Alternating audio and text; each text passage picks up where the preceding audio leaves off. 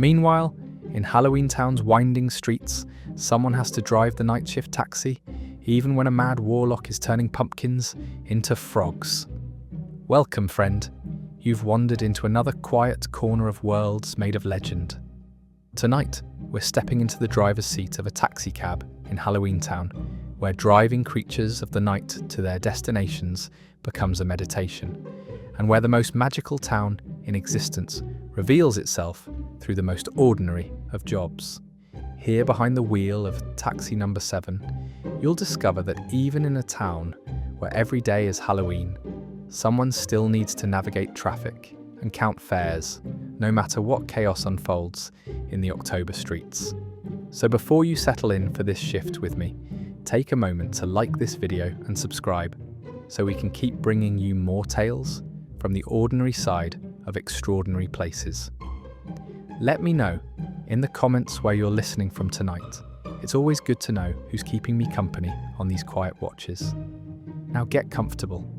Let the quiet hush of the room surround you and allow the small steady moments of Halloweentown's Halloween season to guide you gently toward rest. You push through the heavy wooden door of the Halloweentown taxi depot, and the familiar scent of motor oil mixed with something distinctly magical wraps around you like a well-worn coat. It's not quite cinnamon, not quite sulphur, but something in between that only exists in this particular corner of the world. The transition from Halloweentown's crisp autumn air to the depot's warm, cluttered interior always makes you take a deeper breath, the way you might when coming home after a long day.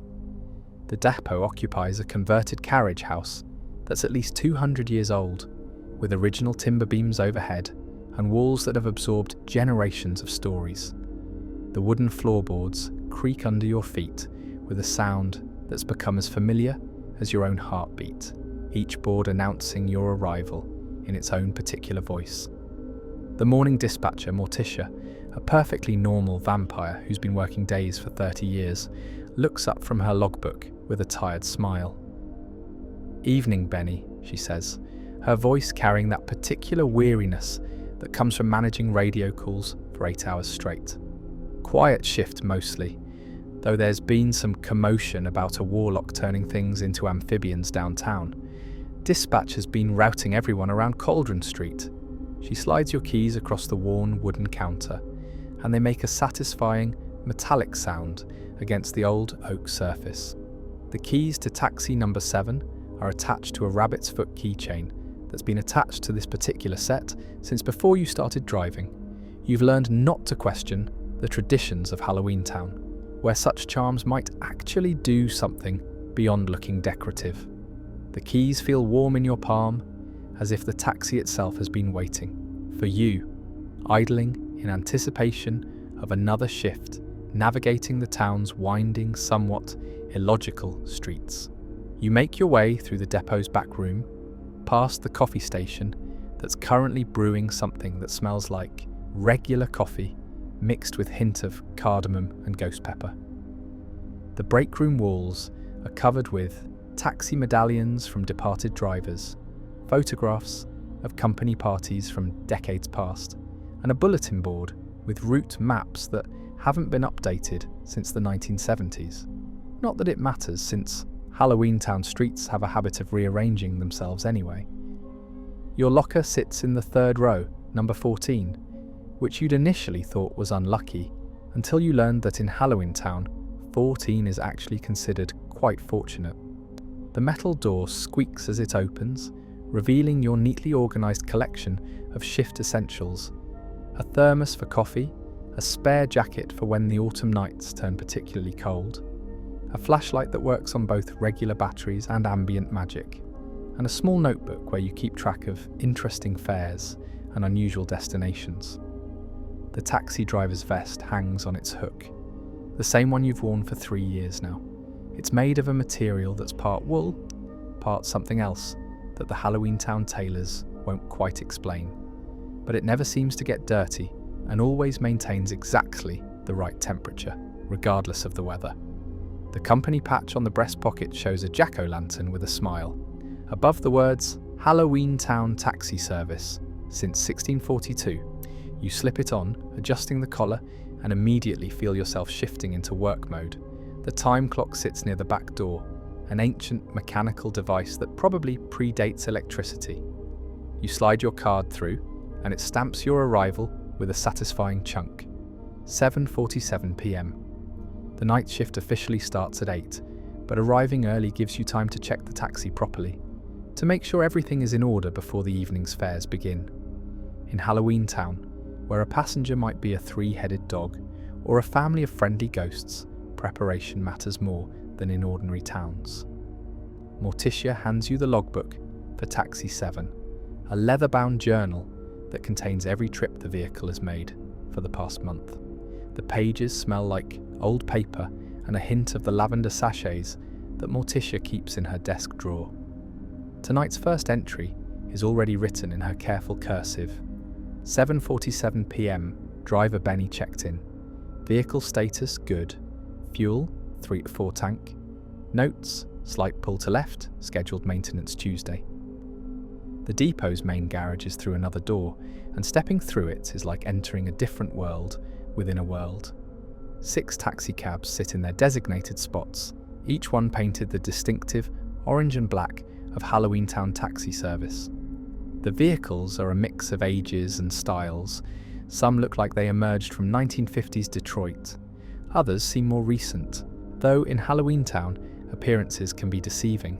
The smell here is pure automotive: motor oil, old leather, cleaning solution, and the faint ghost of countless passengers who've ridden in these seats over the decades. Taxi number 7 sits in her usual spot, looking patient and ready. She's a 1963 Checker Marathon that's been so well maintained she could pass for much younger. The paint gleams even under the depot's dim lights, orange with black racing stripes, and the taxi checker pattern along the sides. Someone, probably Miguel from the day shift, has already wiped down the exterior, leaving the chrome bumpers shining like silver. You walk around the taxi slowly, performing the pre-shift inspection that's become as natural as breathing.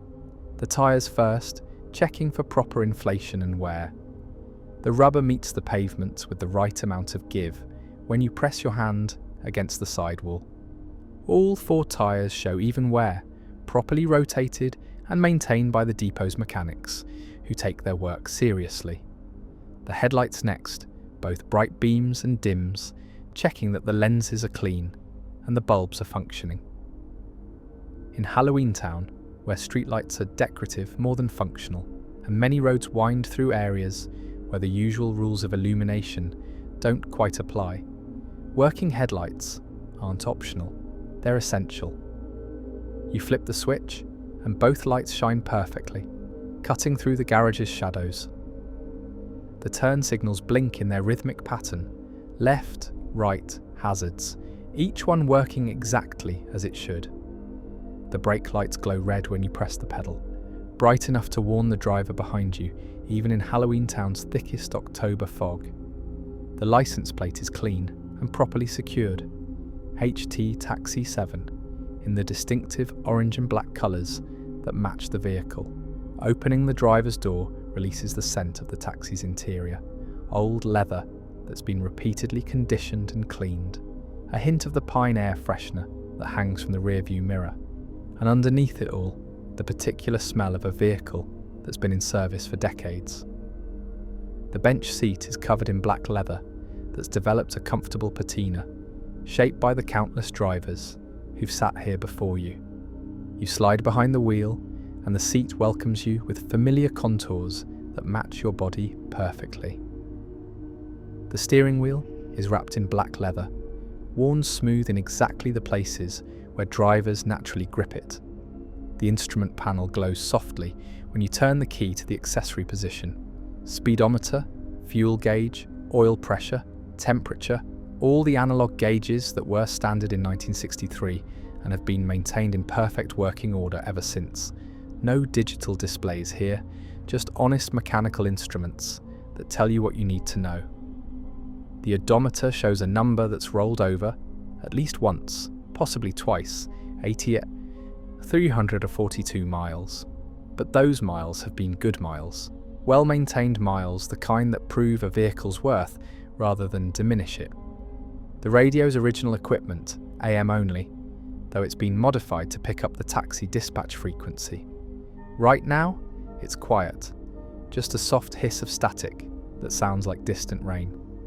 You start the engine, and it catches on the first turn of the key with a smooth rumble that speaks of regular oil changes and proper maintenance.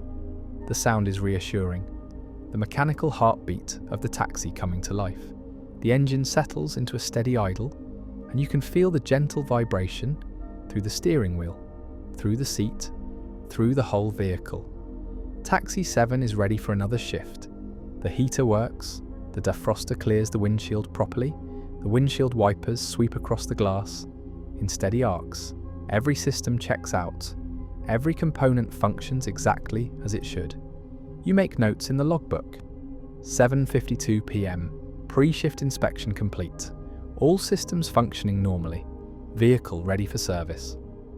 The back seat is clean and welcoming, upholstered in the same black leather as the front. There's room for 3 passengers as comfortably. 4 if they're willing to squeeze. A small window between front and back can be opened or closed as needed for communication or privacy. The floor mats are rubber, easy to clean when passengers track in mud or autumn leaves, or the occasional supernatural residue that's part of life in Halloweentown. You adjust the rear view mirror, checking the view behind you. The mirror shows the back seat, the rear window, and a small glimpse of the depot garage beyond. Everything looks clear, clean, ready. The side mirrors are positioned exactly where you like them, offering good sight lines for navigating the narrow streets that wind through town. The meter sits mounted on the dashboard, a mechanical device that clicks satisfyingly when engaged, marking off distance and time with the precision of a watch. The rates are clearly posted on a card attached to the back of the front seat. $2.50 base fare, 0.25 per quarter mile, 0.25 per minute waiting time. The rates haven't changed in 20 years, which seems impossible in a normal town, but makes perfect sense in Halloweentown, where some things remain constant, even as the world changes around them. The glove compartment holds the essentials: vehicle registration, insurance cards, a map of Halloweentown that's mostly accurate, though it never quite matches current street layouts, a small first aid kit, and a larger emergency kit that includes items specific to Halloweentown's unique situations: salt, iron filings, a small mirror, and a bell that rings in a particular pitch that most creatures find calming. Satisfied that everything is in order, you ease Taxi 7 out of her parking spot and head for the depot's exit. The garage door is already rising, operated by Morticia from her desk, revealing the October evening beyond. The sky is that particular shade of purple-orange that defines autumn dusk in Halloweentown, with just a hint of stars beginning to appear through gaps in the clouds. The radio crackles to life as you pull out onto Pumpkin Lane. Taxi 7, this is dispatch. You clear for fares? Morticia's voice sounds different through the radio, more official, more businesslike. You reach for the microphone, pressing the talk button with your thumb. Taxi 7 clear and ready. Good evening, dispatch. Good evening, Benny. Head to the main square taxi stand. We've got evening commute building up. Should keep you busy.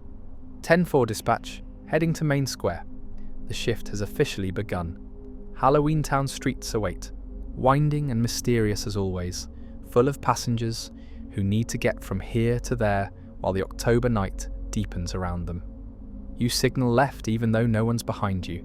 Habit and proper procedure matter, even in magical towns, and ease Taxi 7 into the early evening traffic.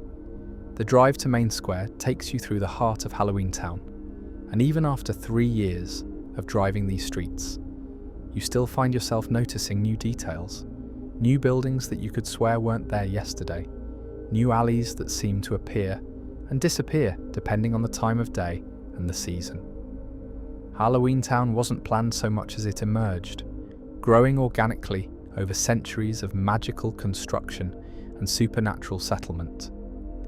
The streets follow no logical grid pattern, instead winding and curving according to principles that make sense only to the town itself.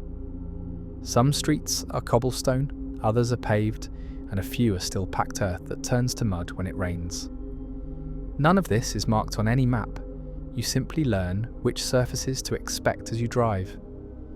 Pumpkin Lane is relatively straightforward, at least by Halloweentown standards. It runs roughly east to west, lined with shops and businesses that cater to both tourists and residents.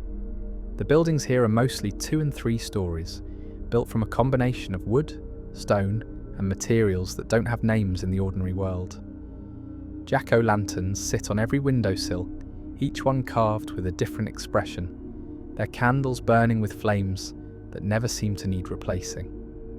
The streetlights are shaped like old-fashioned gas lamps, though they burn with something that's definitely not gas. The light they cast is warm and slightly orange, perfect for Halloweentown's perpetual autumn atmosphere. Some lights flicker occasionally, not from mechanical failure, but from what the town maintenance department calls ambient magical interference, a polite way of saying that sometimes the supernatural energy in Halloweentown affects everyday infrastructure in unpredictable ways. You turn onto Witchway Boulevard, which does indeed curve in a way that makes you think which way every time you drive it.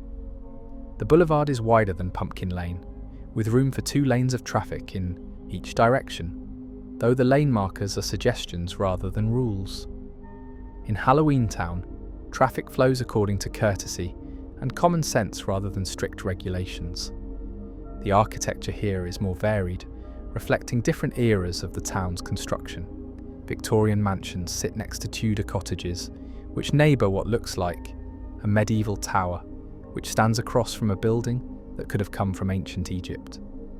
Nothing matches, yet everything somehow fits together, creating an aesthetic that's distinctly Halloweentown. Black cats cross the street with the confidence of creatures who know they have right of way. You slow to let one pass. A sleek shadow that pauses in the middle of the road to look directly at you before continuing on its way. The cat's eyes glow briefly in your headlights, green and knowing, before it disappears into an alley between 2 buildings. A group of skeletons waits at a crosswalk, their bones rattling softly as they shuffle from foot to foot. When the crossing signal changes, a white hand that appears to wave them forward, they cross with surprising speed, their joints clicking in rhythm with their steps. One of them waves at you as they pass, a friendly gesture from bare bones, and you raise a hand in return. The trees that line many of Halloweentown streets are all deciduous, locked in perpetual autumn. Their leaves range from deep red to brilliant orange to golden yellow, and they never quite fall completely. A constant, gentle rain of leaves drifts down, creating carpets of colour on the sidewalks that never seem to accumulate too deeply. You've learned not to question this, just as you've learned not to question most things in Halloweentown. The town has its own logic, its own rules, and they work even if they don't make sense to outsiders. Witchway Boulevard takes you past some of Halloweentown's most established businesses. The Crooked Cauldron Cafe sends out smells of coffee and baked goods that are somehow visible as well as perceptible, wafting in colourful streams that drift across the street. The Eternal Halloween Costume Shop displays outfits in its windows that change every time you look at them. One moment showing a pirate costume, the next our astronaut suit, the next something that looks like it was designed for creatures with more than the usual number of limbs. Mortimer's Maps and Curiosities occupies a corner building that seems larger on the inside than its exterior suggests. The windows display antique globes, compasses that point to concepts rather than directions, and maps of places that may or may not exist. You've picked up fares from Mortimer's before, usually lost travellers who thought they could navigate Halloweentown with an ordinary map and quickly learned otherwise. The town hall building rises ahead, 5 stories of Gothic architecture, topped with multiple spires and gargoyles that occasionally move when they think no one is looking. The clock tower shows a time that's approximately correct, give or take 10 minutes depending on the day, and the phase of the moon. In Halloweentown, even time is more flexible than in ordinary towns. Main Square opens up before you, a large plaza paved with cobblestones that glow faintly in the evening light. The square is dominated by a fountain in the centre, featuring a bronze statue of the town's founder, a witch on a broomstick, frozen in mid-flight, water somehow flowing up from the broomstick's bristles before cascading down into the pool below. The physics shouldn't work, but in Halloweentown, such considerations are merely suggestions. The taxi stand occupies the south side of the square, marked by an orange and black striped pole with a jack-o'-lantern on top. 3 other taxis are already there, numbers 2, 4 and 9, their drivers visible as silhouettes in their front seats. Some reading newspapers, others checking their phones, all of them waiting for the evening's fares to begin in earnest. You pull in behind taxi 9, shifting into park and cutting the engine to conserve fuel. The meter is off, the available light in your roof sign glowing yellow-orange, letting potential passengers know you're ready for your first fare of the evening. The radio hisses softly, punctuated by occasional transmissions from dispatch directing other taxis to pickups across town. Through your windshield, you watch Halloweentown's evening life unfold. Office workers leave the town hall building, creatures of all descriptions heading home after a day of municipal administration. A werewolf in a business suit loosens his tie as he walks. A group of witches chat animatedly as they cross the square, their pointed hats bobbing in conversation. A family of friendly ghosts drifts past, the parents holding the hands of 2 small spectral children who seem excited about something. The shops around the square are beginning to transition from day mode to evening mode. Lights come on in windows, signs flip from open to still open, but it's evening now, and the atmosphere shifts subtly toward the night.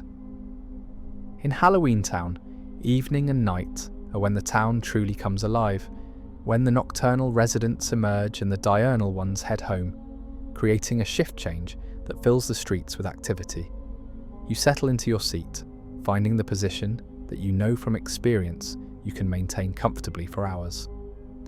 The steering wheel is in easy reach, the mirrors properly positioned, the seat adjusted to support your back without strain.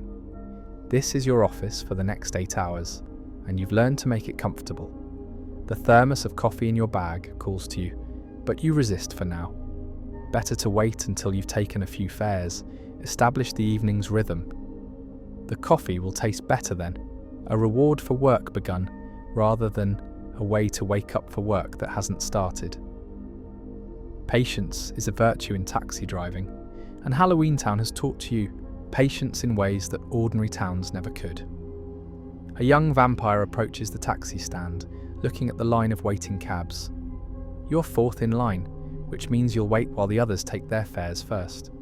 The vampire chooses taxi 2, and you watch as the driver, that's Charlotte, who's been driving nights in Halloweentown for 15 years, loads the vampire's luggage into the trunk and pulls away from the stand. The line moves up. You're 3rd now. The waiting continues, patient and professional. 20 minutes pass in the comfortable silence of waiting, punctuated by the occasional radio transmission and the ambient sounds of Main Square. You've read the same page of your newspaper 3 times without really absorbing it, an article about the town council's debate over whether to expand the cemetery again, when the sharp rap on your passenger window brings you instantly alert. A mummy stands outside, his wrappings looking fresh and neat, probably recently changed. He wears a small backpack, slung over one bandaged shoulder, and carries a coffee cup from the crooked cauldron. When you unlock the doors, he slides into the back seat with the careful movements of someone whose wrappings are just tight enough to restrict flexibility slightly. "Good evening," you say, turning to face your passenger. "Where can I take you?" The mummy's voice is muffled by his bandages, but perfectly understandable, with an accent that suggests he originally came from somewhere near ancient Thebes. "The Library of Forbidden Knowledge, please. The main entrance, if you don't mind." You make a mental note of the destination and engage the meter with a satisfying click. The flag drops and the mechanical numbers begin their steady progression. 2:50 to start. The library got it. Should be about 15 minutes this time of evening. No rush, the mummy says, settling into the seat with a sigh that speaks of a long day. I've got a late shift in the research department, cataloguing some new acquisitions from the estate sale in Transylvania. The Library of Forbidden Knowledge sits in the northeastern section of Halloweentown, in a neighbourhood known simply as the Scholars' Quarter. Getting there requires navigating through some of the town's more winding streets, but you've made the trip often enough that your hands know the route almost without conscious thought. You pull away from the taxi stand, signalling even though no other traffic is immediately present. Good habits matter, and ease back into the flow of Main Square traffic. The fountain splashes behind you, its impossible water still flowing upward, and you turn onto Graveyard Road, heading north. Graveyard Road doesn't actually pass through a graveyard, despite the name. Instead, it runs alongside the old Eternal Rest Cemetery, separated by a wrought iron fence that's at least 300 years old and has been painted black so many times that the original metal is probably somewhere under. Layers of paint like the core of a tree under its rings. The cemetery stretches for several blocks, its tombstones visible through the fence, many of them at interesting angles that suggest the ground beneath has settled unevenly over the centuries. Jack-o'-lanterns mark various graves, their flickering light creating a constellation of orange glows in the gathering darkness. Occasionally, you see movement among the stones, residents visiting departed family, cemetery staff maintaining the grounds, or the departed themselves out for an evening walk.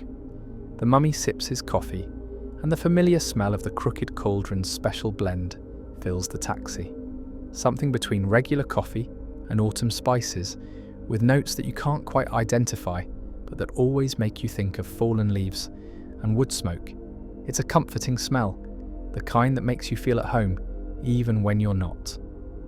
Busy evening? The mummy asks, making the kind of small talk that passengers sometimes initiate to pass the time. Just starting, you reply, keeping your eyes on the road while speaking loudly enough to be heard in the back. You're my first fare of the night. Ah, the coveted first fare. I hope I bring you luck for a good shift. Luck is always welcome in this business, you say, smiling though he probably can't see it through the bandages that cover most of your face from his angle. You turn left onto Scholars' Path, a narrower street lined with buildings that are clearly dedicated to intellectual pursuits. Bookshops, scribes' offices, potion ingredient suppliers that specialise in rare academic reagents. This is the neighbourhood where Halloweentown's thinkers and researchers gather. The streetlights here burn with a slightly whiter light than elsewhere in town, better for reading by, and many of the buildings have additional lamps in their windows. A group of zombie students trudges along the sidewalk, loaded down with bags of books and scrolls. They're deep in debate about something, their animated gestures contrasting with their somewhat stilted walking. One of them drops a scroll, and the others wait patiently while he bends to retrieve it, a process that takes longer than it would for creatures with more flexible joints. The radio crackles.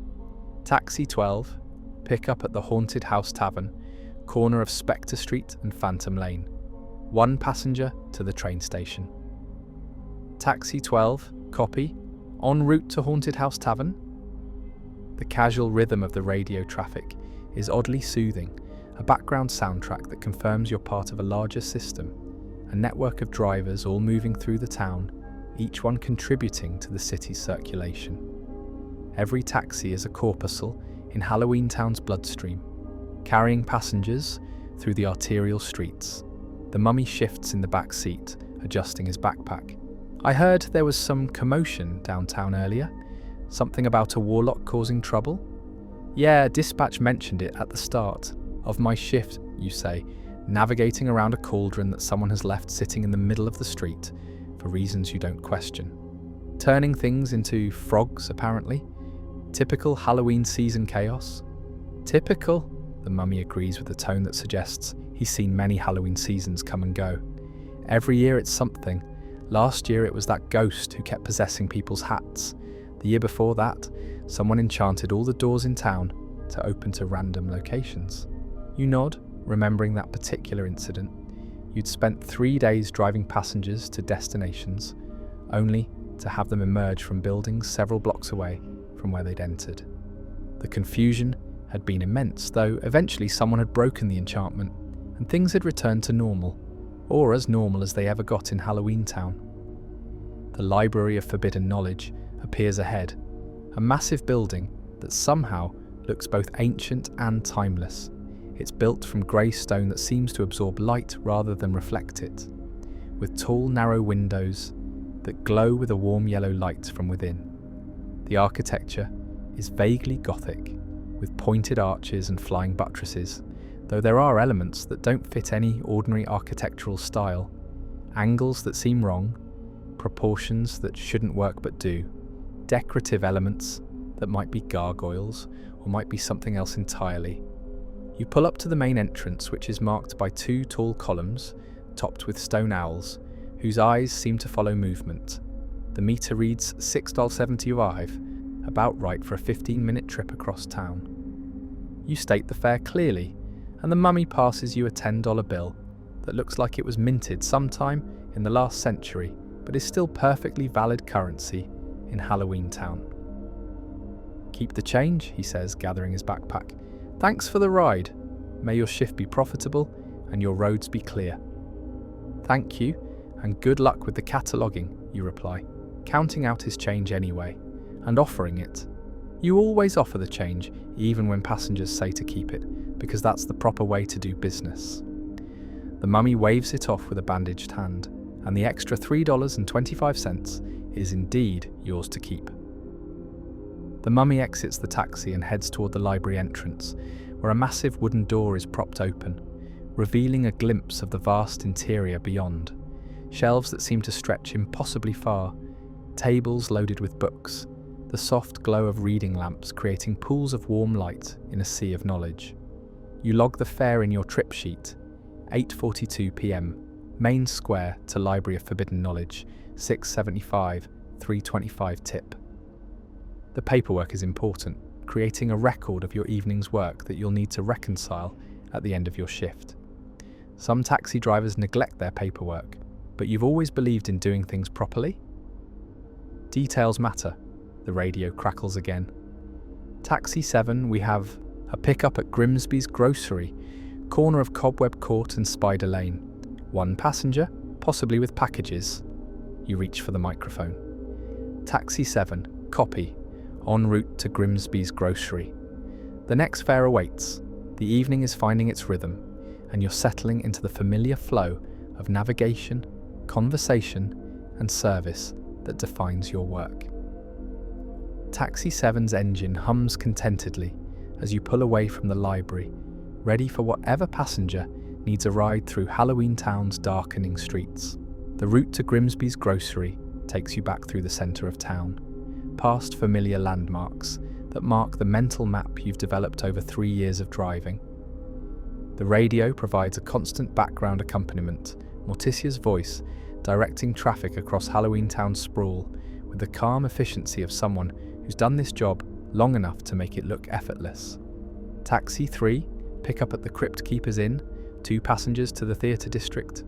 Taxi 3, copy. Taxi 15, the passenger you dropped at Wailing Woods, is calling for a return trip. Same location, estimate 10 minutes. Taxi 15, copy, heading back to Wailing Woods.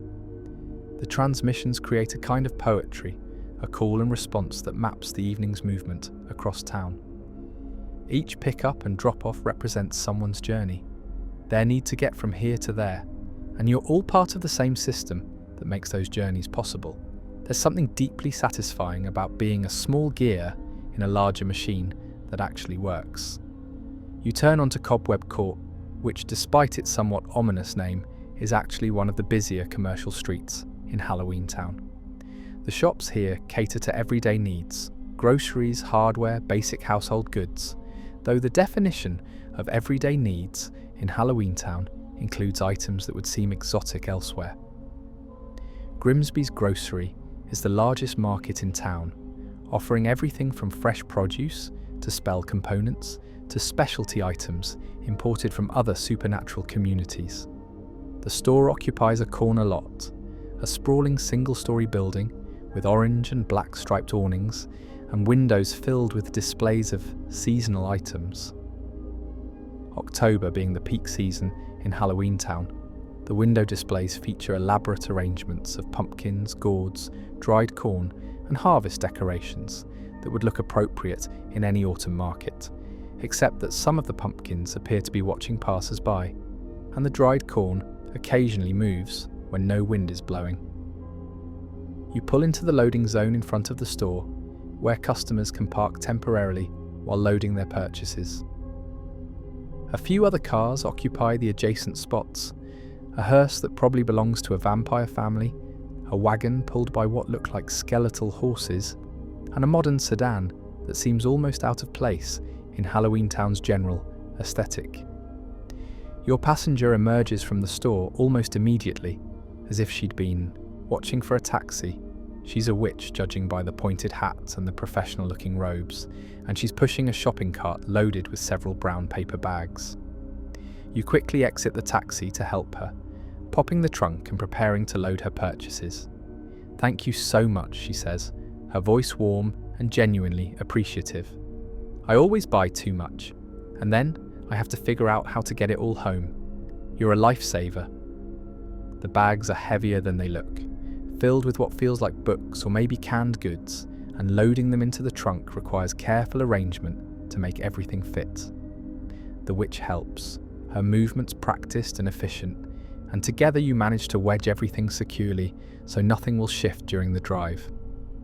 "Where to?" you ask, once everything is loaded and she's settled into the back seat. "Cauldron Court, please. Number 42, the building with the purple door." You know Cauldron Court, a residential street in one of Halloweentown's quieter neighbourhoods, lined with modest but well-maintained homes, where many of the town's middle-class magical practitioners live. It's about 10 minutes away, assuming traffic cooperates, which is never guaranteed in Halloweentown, but is more likely during the early evening than later at night. The meter clicks on, the flag drops, and you're officially earning again. $2.50 and counting. As you pull away from the grocery, the witch settles into her seat with a contented sigh. "Busy night at the store," she says conversationally. "Everyone's stocking up for Halloween.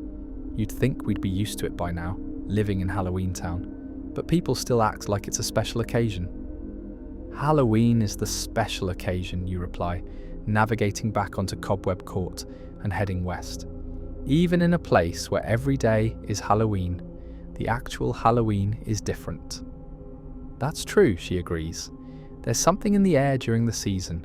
More magic, more energy. Everything feels more alive, more possible."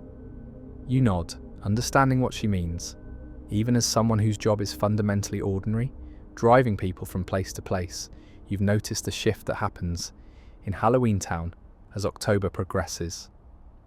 The air feels charged with something, like the static before a thunderstorm, but without the threat. Magic becomes easier, more fluid, more willing to respond to intention. Even the mechanical systems seem to work better, as if the town itself is running on a higher grade of fuel. The radio crackles. "All taxis, be advised, Cauldron Street is still closed between 3rd and 5th due to that Warlock incident. Recommend alternate routes through Potion Avenue or Ghost Walk." You mentally adjust your route, planning to take Potion Avenue, which will add maybe 2 minutes, but avoid any lingering chaos from the Warlock's transformation spells. You've learned that in Halloweentown, detours are often wise when magical incidents are involved. What starts as turning pumpkins into frogs can escalate into turning frogs into dragons, and nobody wants to drive through that kind of chaos. "I heard about the Warlock," the witch says from the back seat. "Apparently, he's trying to prove some point about transmutation spells, but he's going about it all wrong. Classic case of good intentions and poor execution." "Is that what it is?" you ask, genuinely curious. "I just heard he was causing trouble downtown." Oh, he definitely is causing trouble, don't get me wrong. But I know him slightly. He teaches at the academy, and he's actually trying to demonstrate something about the ethics of transformation magic. Unfortunately, he's demonstrating it by turning people's purchases into frogs, which is not making his point in the way he thinks it is. You turn onto Potion Avenue, a tree-lined street where the autumn leaves glow slightly in the darkness, phosphorescent with accumulated magic. The neighbourhood here is residential, houses set back from the street behind small yards where Halloween decorations merge seamlessly with genuine magical manifestations. It's sometimes hard to tell what's decoration and what's actual supernatural activity, and most residents don't bother trying to distinguish. Do you think they'll catch him? You ask, mostly to keep the conversation going. Passengers who want to talk make the time pass more pleasantly, and this witch seems friendly and knowledgeable. Oh, probably by morning, she says confidently. The town guard is good at this kind of thing. Plus, once he gets tired, his spells will start to weaken. Transformation magic takes a lot of energy to maintain. All those frogs will probably turn back to pumpkins on their own by dawn. That must be frustrating for anyone whose Halloween pumpkin became a frog, you observe, navigating around a group of children in costumes who are trick-or-treating despite it being weeks before actual Halloween. In Halloweentown, trick-or-treating is a year-round activity, though it peaks in October. True, but that's life in Halloweentown, the witch replies philosophically. You learn to roll with it. Last year, someone turned my garden gnomes into actual gnomes, like real living gnomes, and they refused to turn back. I had to negotiate with them for weeks before they agreed to at least maintain the garden while they were living there. You can't help but smile at that image.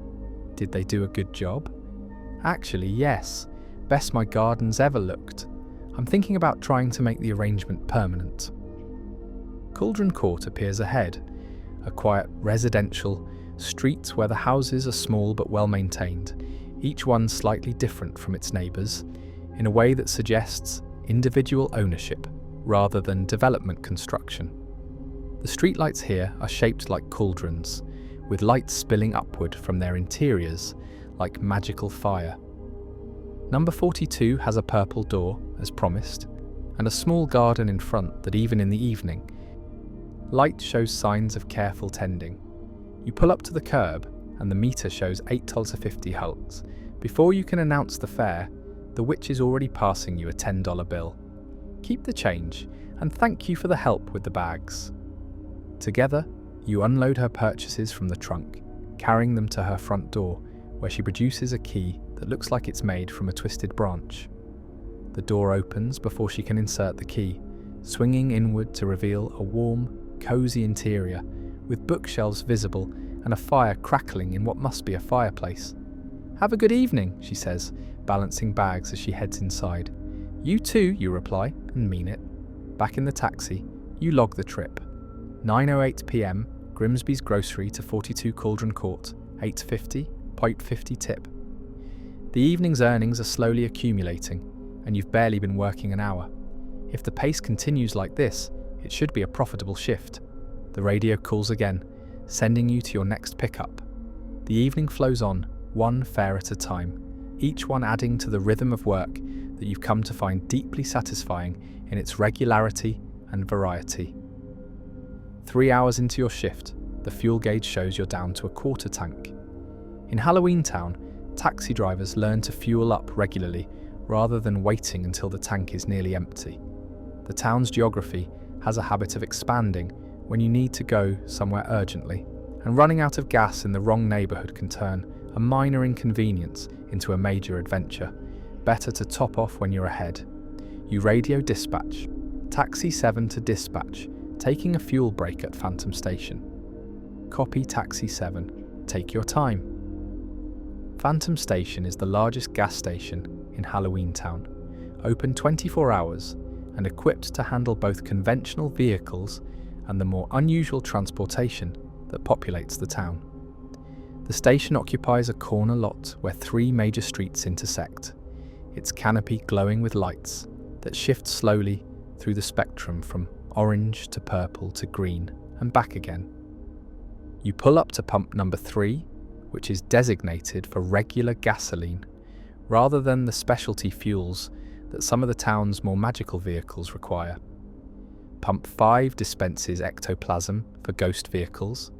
Pump 7 offers compressed moonlight for solar-powered conveyances that have been modified for lunar operation. And Pump 9 has a nozzle that looks disturbingly organic and is labelled only "feed slowly." The night air is crisp when you step out of the taxi, carrying the smell of autumn leaves and distant wood smoke. Halloweentown's October weather is perfect, cool enough to be comfortable, warm enough not to require heavy coats, with just a hint of mist in the air that catches the lights and creates small halos around every lamp. You insert your fleet card into the pump reader, a card that will bill the fuel directly to the Halloweentown taxi service account.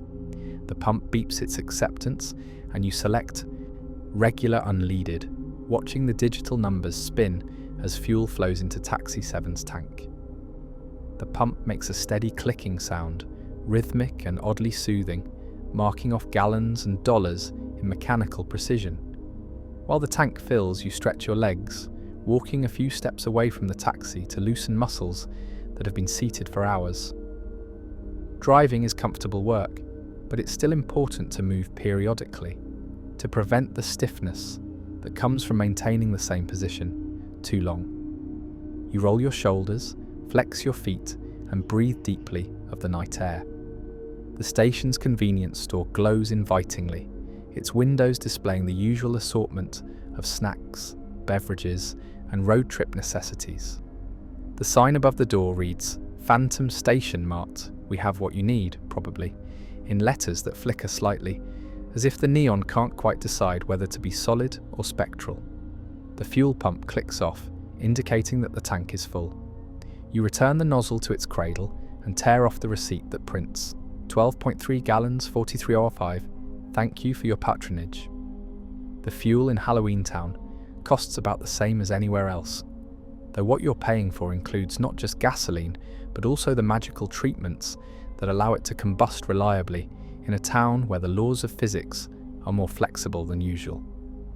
Inside the convenience store, the fluorescent lights are bright after the relative darkness outside, and the transition makes you blink a few times while your eyes adjust. The store is clean and well stocked, with shelves arranged in neat rows that offer everything from motor oil to candy bars to small bottles of potion ingredients for motorists who need emergency magical supplies. The clerk behind the counter is a skeleton, literally, just animated bones with no flesh or organs, wearing a Phantom Station vest over his ribcage. He looks up from the magazine he's reading and waves a bony hand in greeting. "Evening, Benny. How's the shift going?" "Not bad, Marcus. Steady fares, no problems." You know most of the Phantom Station employees by name after 3 years of regular fuel stops, and Marcus has worked the evening shift here for as long as you've been driving. The coffee station occupies an end cap near the centre of the store, featuring 3 different pots of various brews. The signs identify them: regular roast, dark roast, and will definitely keep you awake. Warning, may cause temporary levitation. You pour yourself a large cup of the regular roast, adding cream and sugar in the proportions you've learned produce the perfect balance of bitter and sweet. The coffee smells exactly right, rich and dark and promising alertness without the jittery edge that overly strong coffee produces. You take a cautious sip, testing the temperature, and find it's exactly hot enough to drink without burning. The first sip of coffee on a break always tastes better than it probably should. The simple pleasure of warm beverage and brief rest combining into something more than the sum of its parts.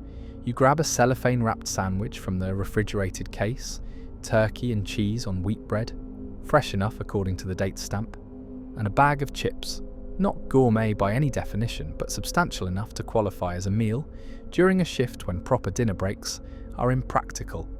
The clock on the wall shows 11:23 p.m, which feels about right for a quick fuel and food stop. At the counter, Marcus rings up your purchases with the practiced efficiency of someone who's done this thousands of times. His skeletal fingers move over the register keys with surprising dexterity, and the bones of his jaw move in a way that suggests he's humming to himself, though no sound emerges. "Busy night out there?" he asks.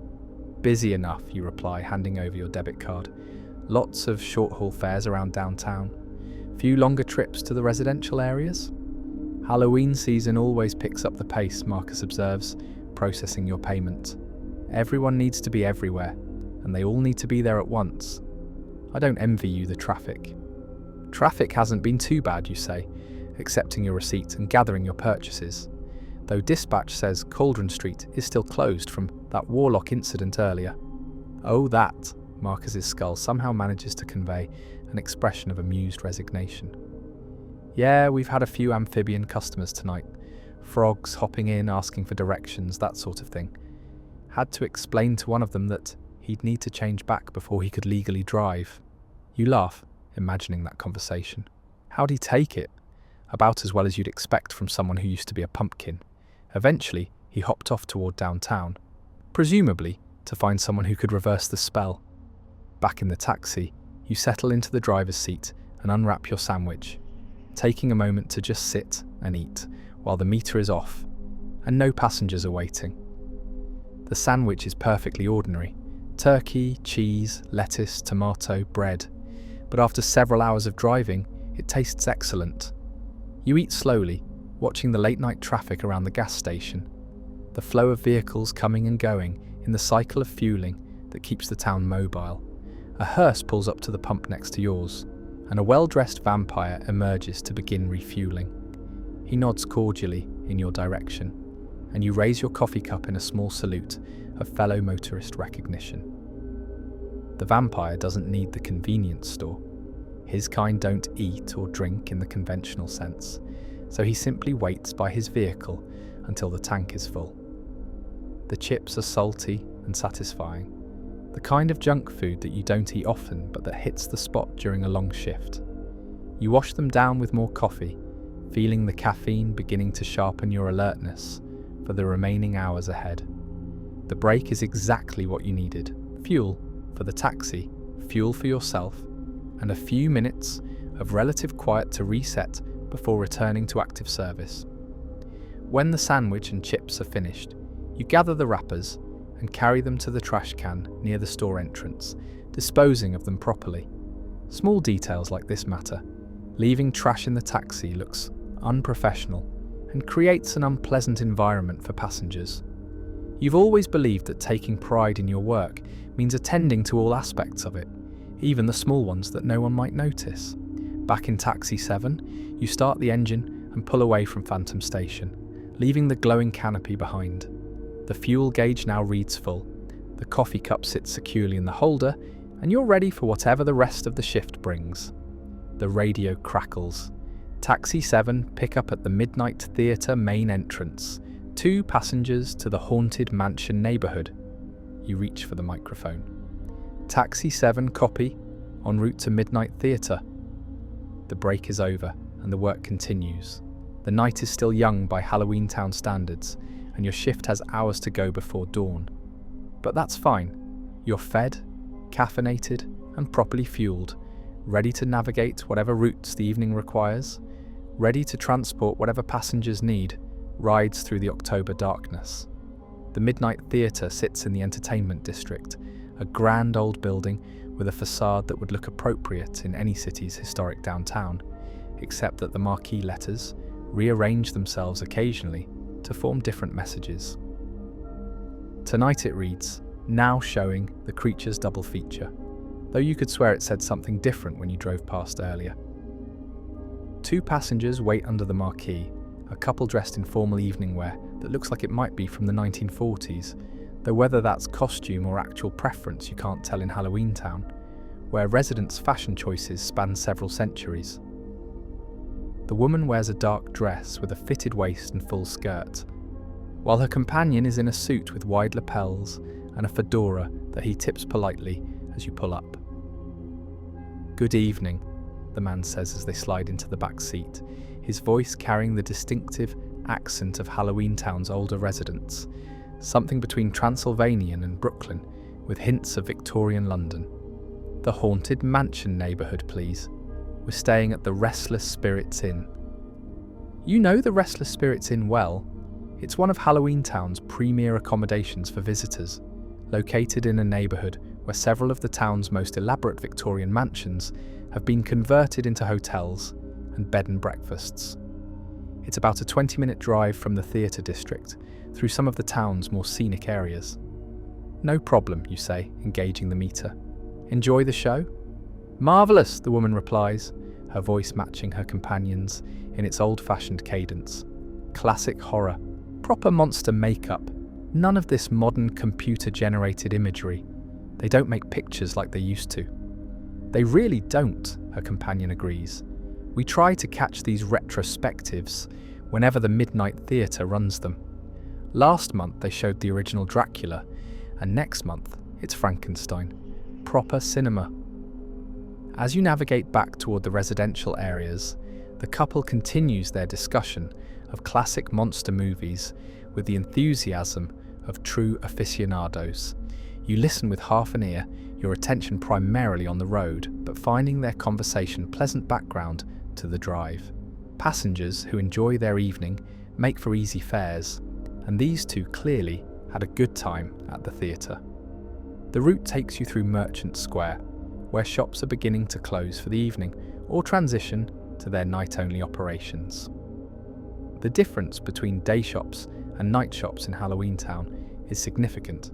Day establishments cater to residents' practical needs, while night shops deal in the more esoteric, the more magical, the things that are best browsed after dark.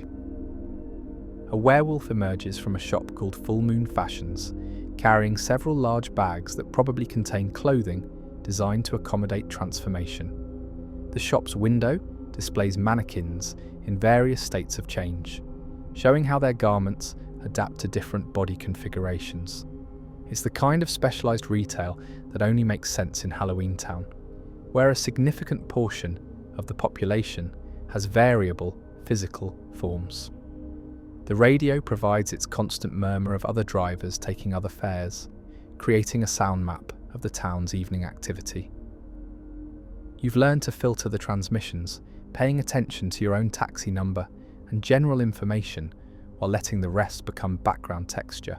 It's like being part of a very large, very distributed organism, each driver a cell contributing to the larger function. The Haunted Mansion neighbourhood emerges gradually as you drive, the houses growing larger and more elaborate, the lots more spacious, the architectural details more ornate.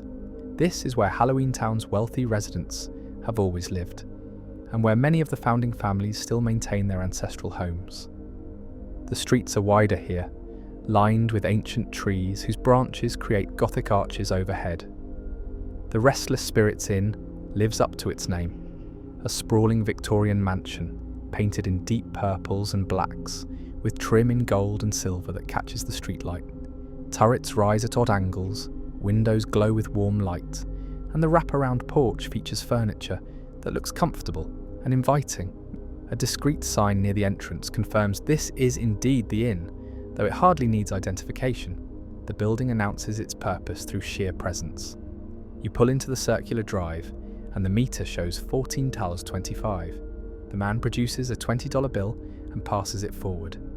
Keepy, the change, my good fellow, and thank you for the pleasant conversation. Thank you and enjoy your stay in Halloweentown, you reply, though they're clearly not first-time visitors, given their familiarity with the theatre's programming. As they exit the taxi and head toward the inn's entrance, you log the trip and take a moment to appreciate the neighbourhood's quiet elegance.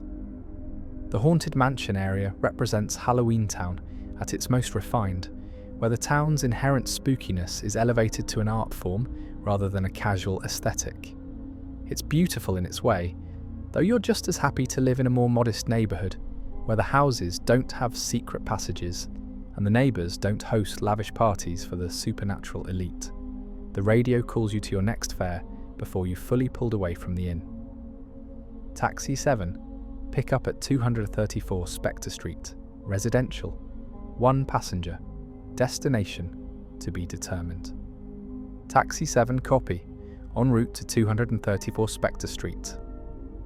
The work continues, steady and satisfying, each fare adding to the night's earnings and to your growing sense of accomplishment. 3.5 hours into your shift, and you're finding the rhythm that makes the work feel less like labour and more like meditation in motion. 234. Spectre Street is a modest 2-storey house with a tidy yard and Halloween decorations that look both genuine and cheerful. Carved pumpkins on the steps, paper bats in the windows, a friendly-looking ghost made from white sheets hanging from the porch ceiling. The house has the well-maintained appearance of a family home, lived in and loved. Your passenger emerges as you pull up, a young zombie woman carrying a small overnight bag. She's clearly recently turned. Based on the relatively good condition of her complexion and the fact that she moves with nearly normal coordination, new zombies often have better motor control than those who've been undead for decades before the inevitable stiffening sets in. "Thank you for coming," she says, settling into the back seat with her bag on her lap. "I need to go to the train station, please. Catching the midnight express to visit my sister in Creepsville." The train station is on the far side of town, a good 20-minute drive that will take you through several neighbourhoods you haven't visited yet tonight. You engage the meter and pull away from Spectre Street, heading south toward the rail yard. "Visiting family?" you ask, the kind of gentle conversation starter that passengers can either engage with or politely ignore depending on their mood. "Yes, my sister just had a baby. Well, not a baby, but she adopted a young ghost who needed a home. I'm going to help her get settled with the new addition." The zombie woman's voice carries genuine excitement, the kind that transcends death and undeath alike. Family news is family news, regardless of the participant's vital status. "That's wonderful," you say, and mean it. "How long will you be visiting?" "Just a few days. I have to be back for work on Thursday. I'm a teacher at the academy. Can't miss too many classes, even for family." She shifts the overnight bag slightly, and you hear the sound of carefully packed items settling. "Do you have family in Halloweentown?" "Cousins in the Whispering Willows neighbourhood," you reply. "Don't see them as often as I should, but we get together for major holidays." "It's hard, isn't it? Even living in the same town, everyone's so busy. I keep meaning to have my parents over for dinner, and then weeks go by and I realise I haven't called them." She laughs, a slightly gurgling sound that's characteristic of zombie vocalisation. "Though at least being undead means we have plenty of time. No rush, right?"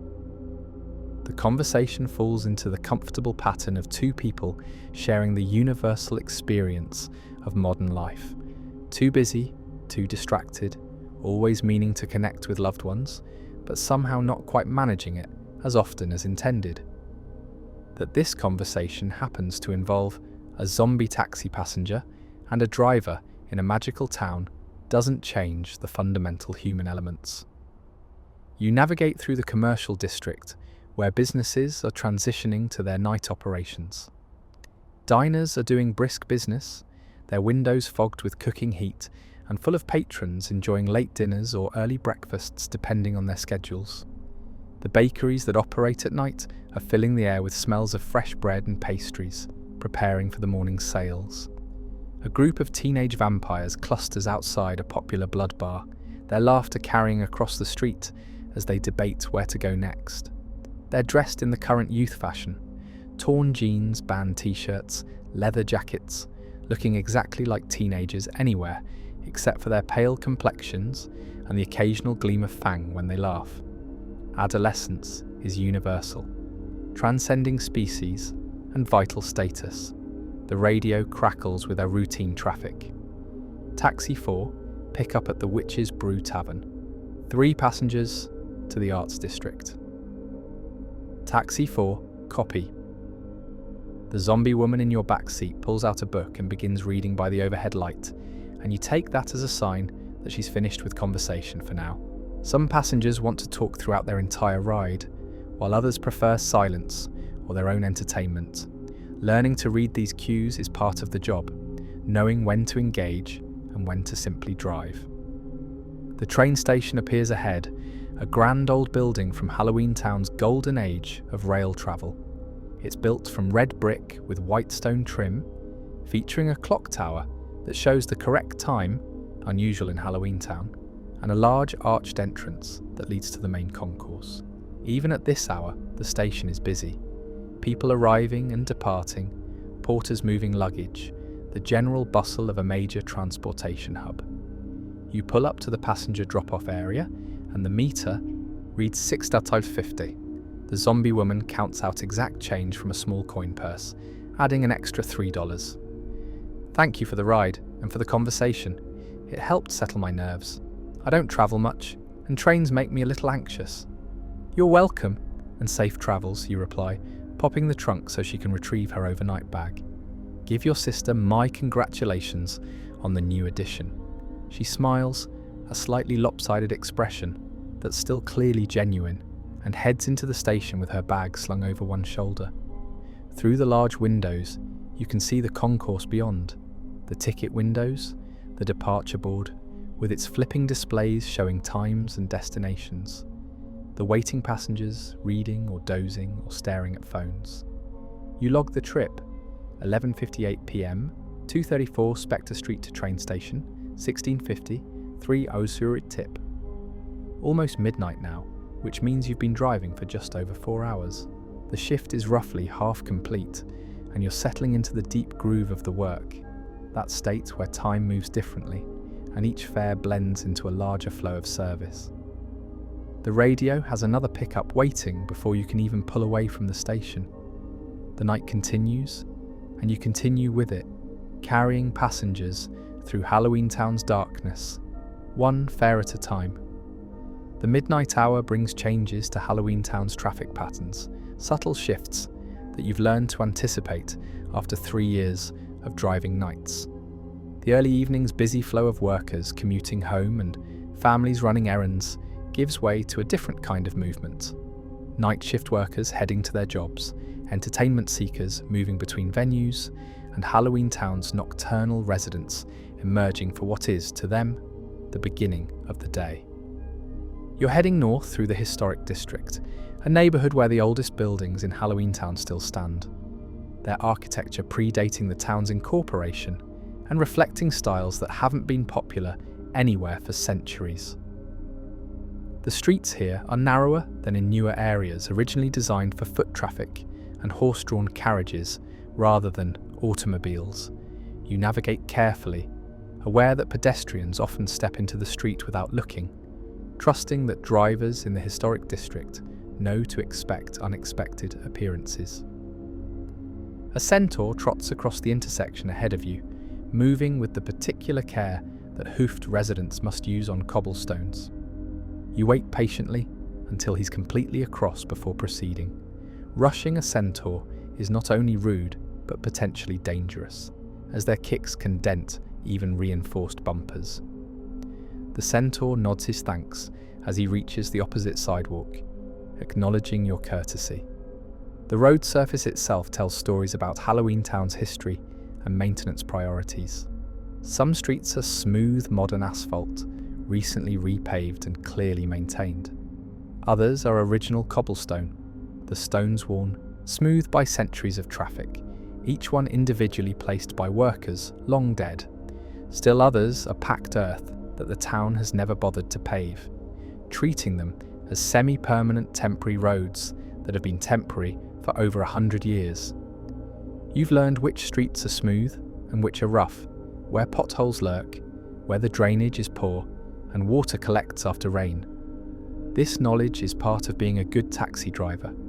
Not just knowing the routes, but knowing the roads themselves, their quirks and challenges, and the best ways to navigate them.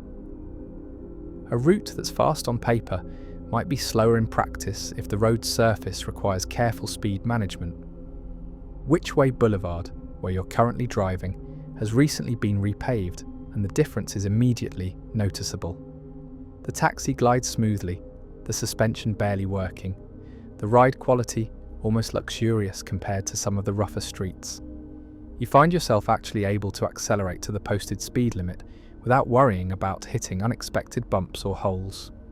The traffic lights in Halloweentown operate on principles that seem logical until you try to explain them to someone from outside town. Some lights change on timers, some respond to the presence of vehicles, and some change based on factors that remain mysterious even to long-time residents. You've learned to watch the lights carefully, rather than assuming a pattern, because what worked yesterday might not work today. Tonight the lights are being relatively cooperative, changing in your favour more often than not. You make a game of it sometimes, trying to maintain speed and flow to catch green lights in sequence, though in Halloweentown this requires more luck than skill. Still, when you manage to hit 3 or 4 greens in a row, there's a small satisfaction in the smooth forward progress. The radio provides ongoing updates on road conditions. All taxis, be advised that Cauldron Street has reopened. The Warlock situation has been resolved, and normal traffic flow is restored. About time, you think, though you don't say it aloud. The Cauldron Street closure has been forcing detours all evening, adding a few minutes to several of your trips. Having it back in service will make navigation easier for the rest of the shift. You turn onto Ghost Walk, a street that lives up to its name. Spectral figures drift along the sidewalks, some visible only as slight distortions in the air, others manifesting as classic white sheet ghosts that bob gently as they float. Ghost Walk runs through one of the neighbourhoods with high supernatural concentration, where beings without solid form make up the majority of residents. The challenge with Ghost Walk is that some of its residents occasionally drift into the street without looking, assuming that being incorporeal protects them from traffic. While it's true that cars can't injure ghosts, hitting a ghost still creates an unpleasant experience for both parties. The ghost gets discorporated temporarily, and the driver experiences several seconds of intense cold and the sensation of driving through cobwebs. You drive extra carefully here, watching for the telltale shimmer that indicates a ghost is about to cross. A group of children, living children, based on their solid forms and the way they kick a ball, play in a small park you pass. It's well after midnight, but in Halloweentown, bedtimes are flexible, and parents have learned that trying to enforce ordinary schedules in an extraordinary town is an exercise in futility. The children seem happy and supervised, watched by adults sitting on nearby benches, and you remember your own childhood spent playing in similar parks at similarly odd hours. The road curves ahead, following the contour of the hill that gives this neighbourhood its distinctive terraced layout. Halloweentown was built in a natural bowl formed by surrounding hills, and the neighbourhoods that climb those hills often have streets that wind and switch back rather than following straight lines. It makes navigation more complex, but also creates interesting views and varied topography that would be impossible in a flatter town. From this elevation, you can see much of central Halloweentown spread out below. The clustered lights of downtown, the darker patches that indicate parks and the cemetery, the coloured glows that mark the entertainment district and shopping areas.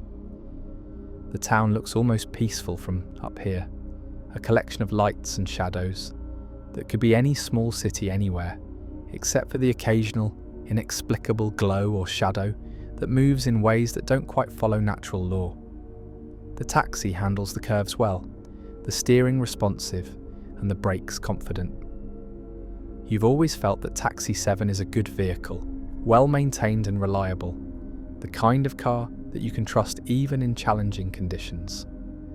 Some of the other taxis in the fleet are temperamental or quirky, requiring special handling or careful management, but 7 has always been straightforward and dependable.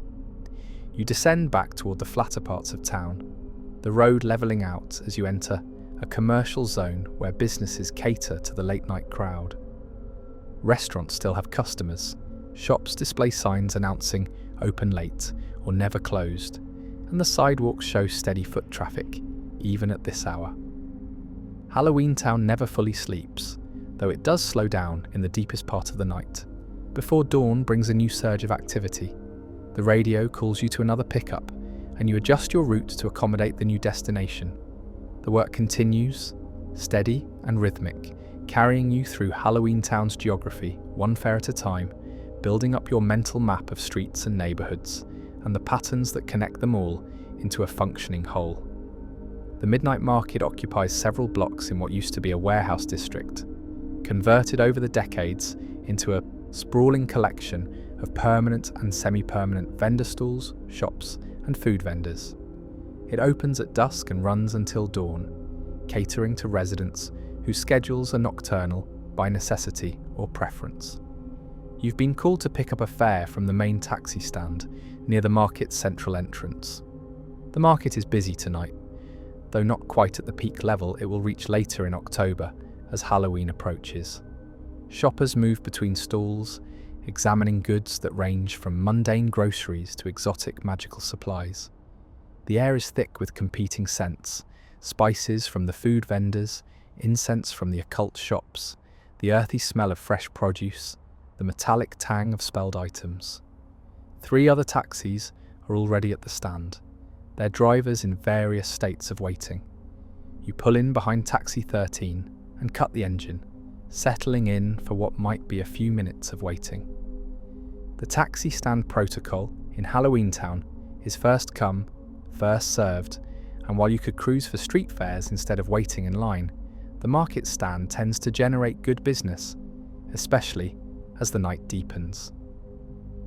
Through your windshield, you watch the market's activity. A vampire family, parents and 3 children, browses a stall selling what looks like vintage clothing. The children are animated and excited, pointing at various items, while the parents attempt to maintain some semblance of shopping discipline. It's a scene that could take place in any family shopping trip, except that this family will probably wear whatever they buy for decades or centuries before fashion cycles back around. A group of witches negotiates with a vendor over the price of what looks like bundles of dried herbs. The discussion is animated but friendly, hands gesturing to emphasize points. The vendor eventually pulling out a scale to weigh portions while the witches confer among themselves about quantities needed. Business in Halloweentown often involves negotiation, especially in markets where personal relationships and repeat customer status matter more than posted prices. The taxi ahead of yours, number 8, driven by Patricia, who's been with the company even longer than you, gets a fare and the line moves up. You're now second position, which means your next fare should come relatively soon. You use the time to check your trip log, confirming that all your fares for the evening are properly recorded with times, destinations, and amounts. The log is a mess of handwriting and crossed-out corrections, but it's accurate, which is what matters. At the end of your shift, you'll need to total everything up and reconcile the cash and credit card receipts with the meter readings. It's tedious work but necessary, and you've learned to keep careful records throughout the shift, rather than trying to reconstruct everything from memory later. The thermos of coffee from your earlier break still has maybe 1 cup left. Tepid now, but still caffeinated.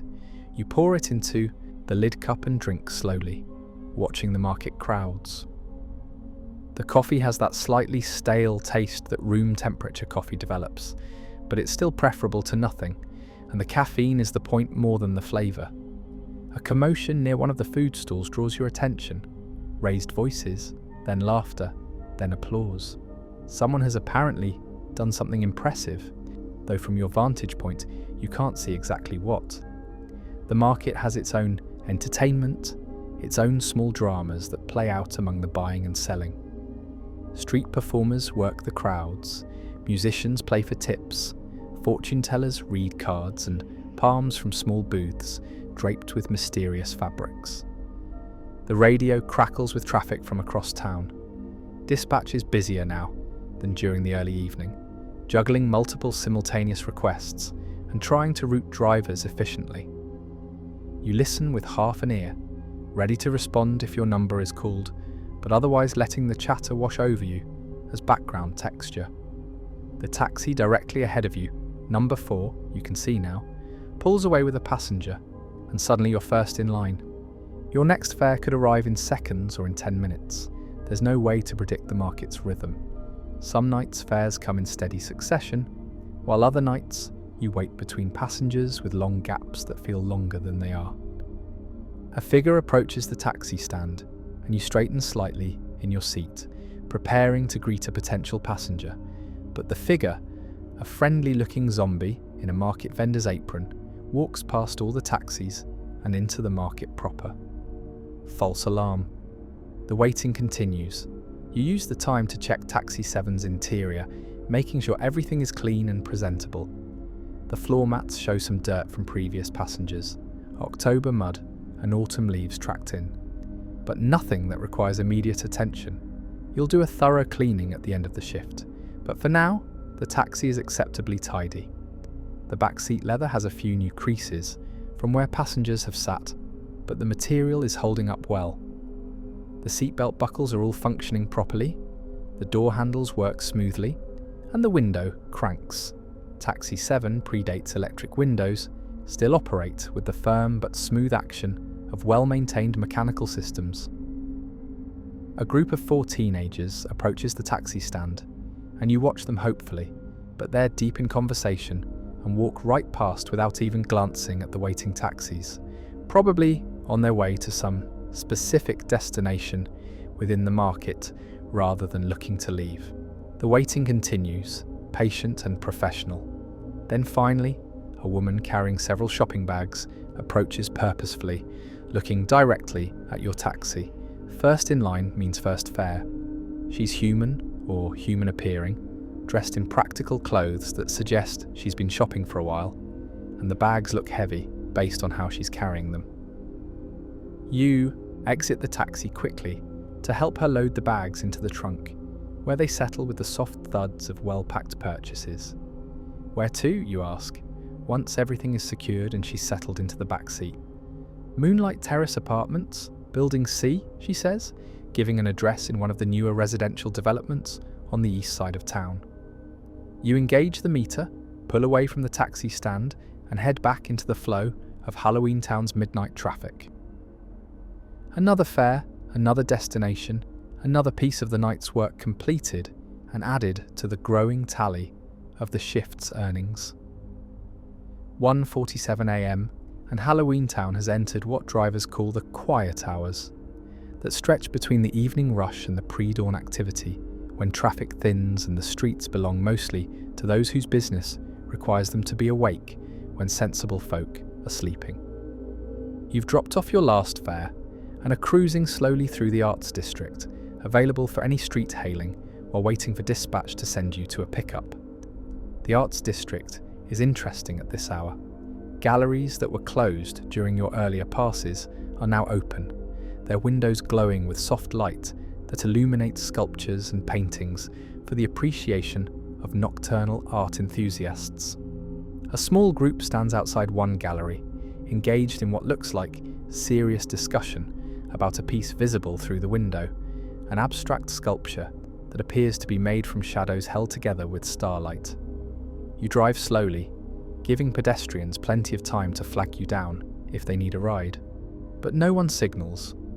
The few people on the street seem content with walking or have other destinations in mind. That's fine. Cruising is part of the job, and the quiet time gives you space to think and observe without the demands of active passenger service. The taxi's heater hums softly, maintaining a comfortable temperature against the October night's chill. The dashboard lights cast a soft glow across the interior, and the steering wheel is warm under your hands. Taxi 7 feels less like a vehicle and more like a small mobile room at this hour, a private space moving through public streets. You think about the evening's fares, the diversity of passengers, the variety of destinations, the small conversations that created momentary connections before passengers disappeared back into their own lives. Each fare was a story, complete or fragmentary, and you were briefly part of that story in the same way that waiters and store clerks and anyone who provides service becomes part of countless small narratives without ever knowing the full context. The mummy going to his library shift, the witch returning from grocery shopping, the couple from the theatre, the zombie visiting her sister. Each one going somewhere for their own reasons, and you were the vehicle, literally, that helped them get there. There's something satisfying about that, about being useful without needing to be central, about facilitating other people's lives while maintaining your own separate existence. The radio has been quiet for several minutes, which is unusual enough that you check to make sure it's still on. It is. Sometimes dispatch just has periods where requests slow down, where all the available drivers have fares and new calls haven't come in yet. The silence is actually pleasant, a break from the constant low-level chatter that normally provides background texture. You turn onto Cobblestone Lane, a street you've driven dozens of times, but that still reveals new details on each pass. Tonight you notice that one of the shops, a bookstore specialising in grimoires and magical texts, has rearranged its window display, featuring a pyramid of ancient-looking volumes, topped with a crystal ball that glows with internal light. The display wasn't there yesterday, or if it was, you didn't notice it. Halloweentown is like that, constantly shifting in small ways that keep it perpetually new, even to long-time residents. A cat darts across the street ahead of you, black as midnight, and moving with that liquid feline grace that makes you think of flowing water. You brake gently, though the cat is already across and disappearing into an alley before your taxi reaches its crossing point. Black cats are common in Halloweentown, some of them actually cats and others witches or wizards in transformed shape. You've learned not to assume. The quiet hours have their own appeal.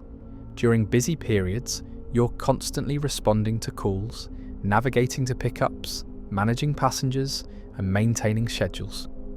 But during the quiet hours, you can just drive, exploring streets you don't usually have time to visit, observing the town's nocturnal rhythms without the pressure of deadlines or waiting passengers. You pass the old eternal clock tower, its face showing 2:03 a.m, approximately correct, which is as accurate as most timepieces get in Halloweentown. The tower has stood in this location for over 300 years, a landmark that appears in historic photographs and paintings going back to the town's founding. The mechanism inside is said to be partially magical, partially mechanical, and partially something else that clockmakers don't have names for. The radio crackles back to life. Taxi 7. Pick up at the Howling Wolf Tavern, 47 Moonlight Road. One passenger appears ready to go. You reach for the microphone. Taxi 7, copy, en route to Howling Wolf Tavern. The solitude ends and the work resumes, but you've had your moment of quiet, your brief period of just being present in Halloweentown's night without specific tasks demanding attention. That's enough. These small respites are what make the longer shift sustainable, what prevent the work from becoming tedious. You head toward Moonlight Road, where the Howling Wolf Tavern awaits with its passenger ready to go somewhere, for some reason, in the middle of a Wednesday night, and that's fine. You're ready to take them wherever they need to be. The Howling Wolf Tavern lives up to its name only slightly. While werewolves do frequent the establishment, they're generally well-behaved patrons rather than the howling variety. The tavern occupies a converted warehouse with exposed brick walls and industrial lighting, giving it a deliberately rustic atmosphere that appeals to Halloweentown's working-class supernatural community. Your passenger emerges as you pull up, a salter, his goat legs ending in polished hooves that click against the sidewalk. He's dressed in business casual, button-down shirt, no jacket. Satyrs find jackets uncomfortable, given their particular body structure, and he carries a briefcase that looks expensive and well-used. He slides into the back seat with the practiced ease of someone who takes taxis regularly. "Evening," he says, his voice carrying the slight bleat that characterises satyr speech. "Need to get to the industrial park, the old factory building at 1250 Furnace Street." The industrial park is on the far western edge of Halloweentown, a 25-minute drive that will take you through parts of town you haven't visited yet tonight. You engage the meter and pull away from the tavern, heading west on Moonlight Road toward the highway that skirts Halloweentown's commercial core.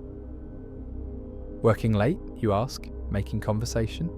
Early, actually, the satyr corrects with a slightly tired laugh. I'm quality control for a magical components manufacturer. We have to inspect certain products during specific moon phases, which means night shifts when the moon is waxing. Tonight is optimal for testing transformation stable amulets. That sounds specific, you observe, genuinely interested. It is, very specific. Most people have no idea how much precision goes into magical manufacturing. They buy an amulet, or a potion, or a spell scroll, and they don't think about all the quality control and testing that goes into making sure it works safely and consistently. The satyr shifts his briefcase from one hand to the other. We're basically the magical equivalent of the FDA making sure products meet safety standards before they can be sold. The conversation develops naturally as you drive, the satyr explaining his work while you navigate through increasingly industrial areas.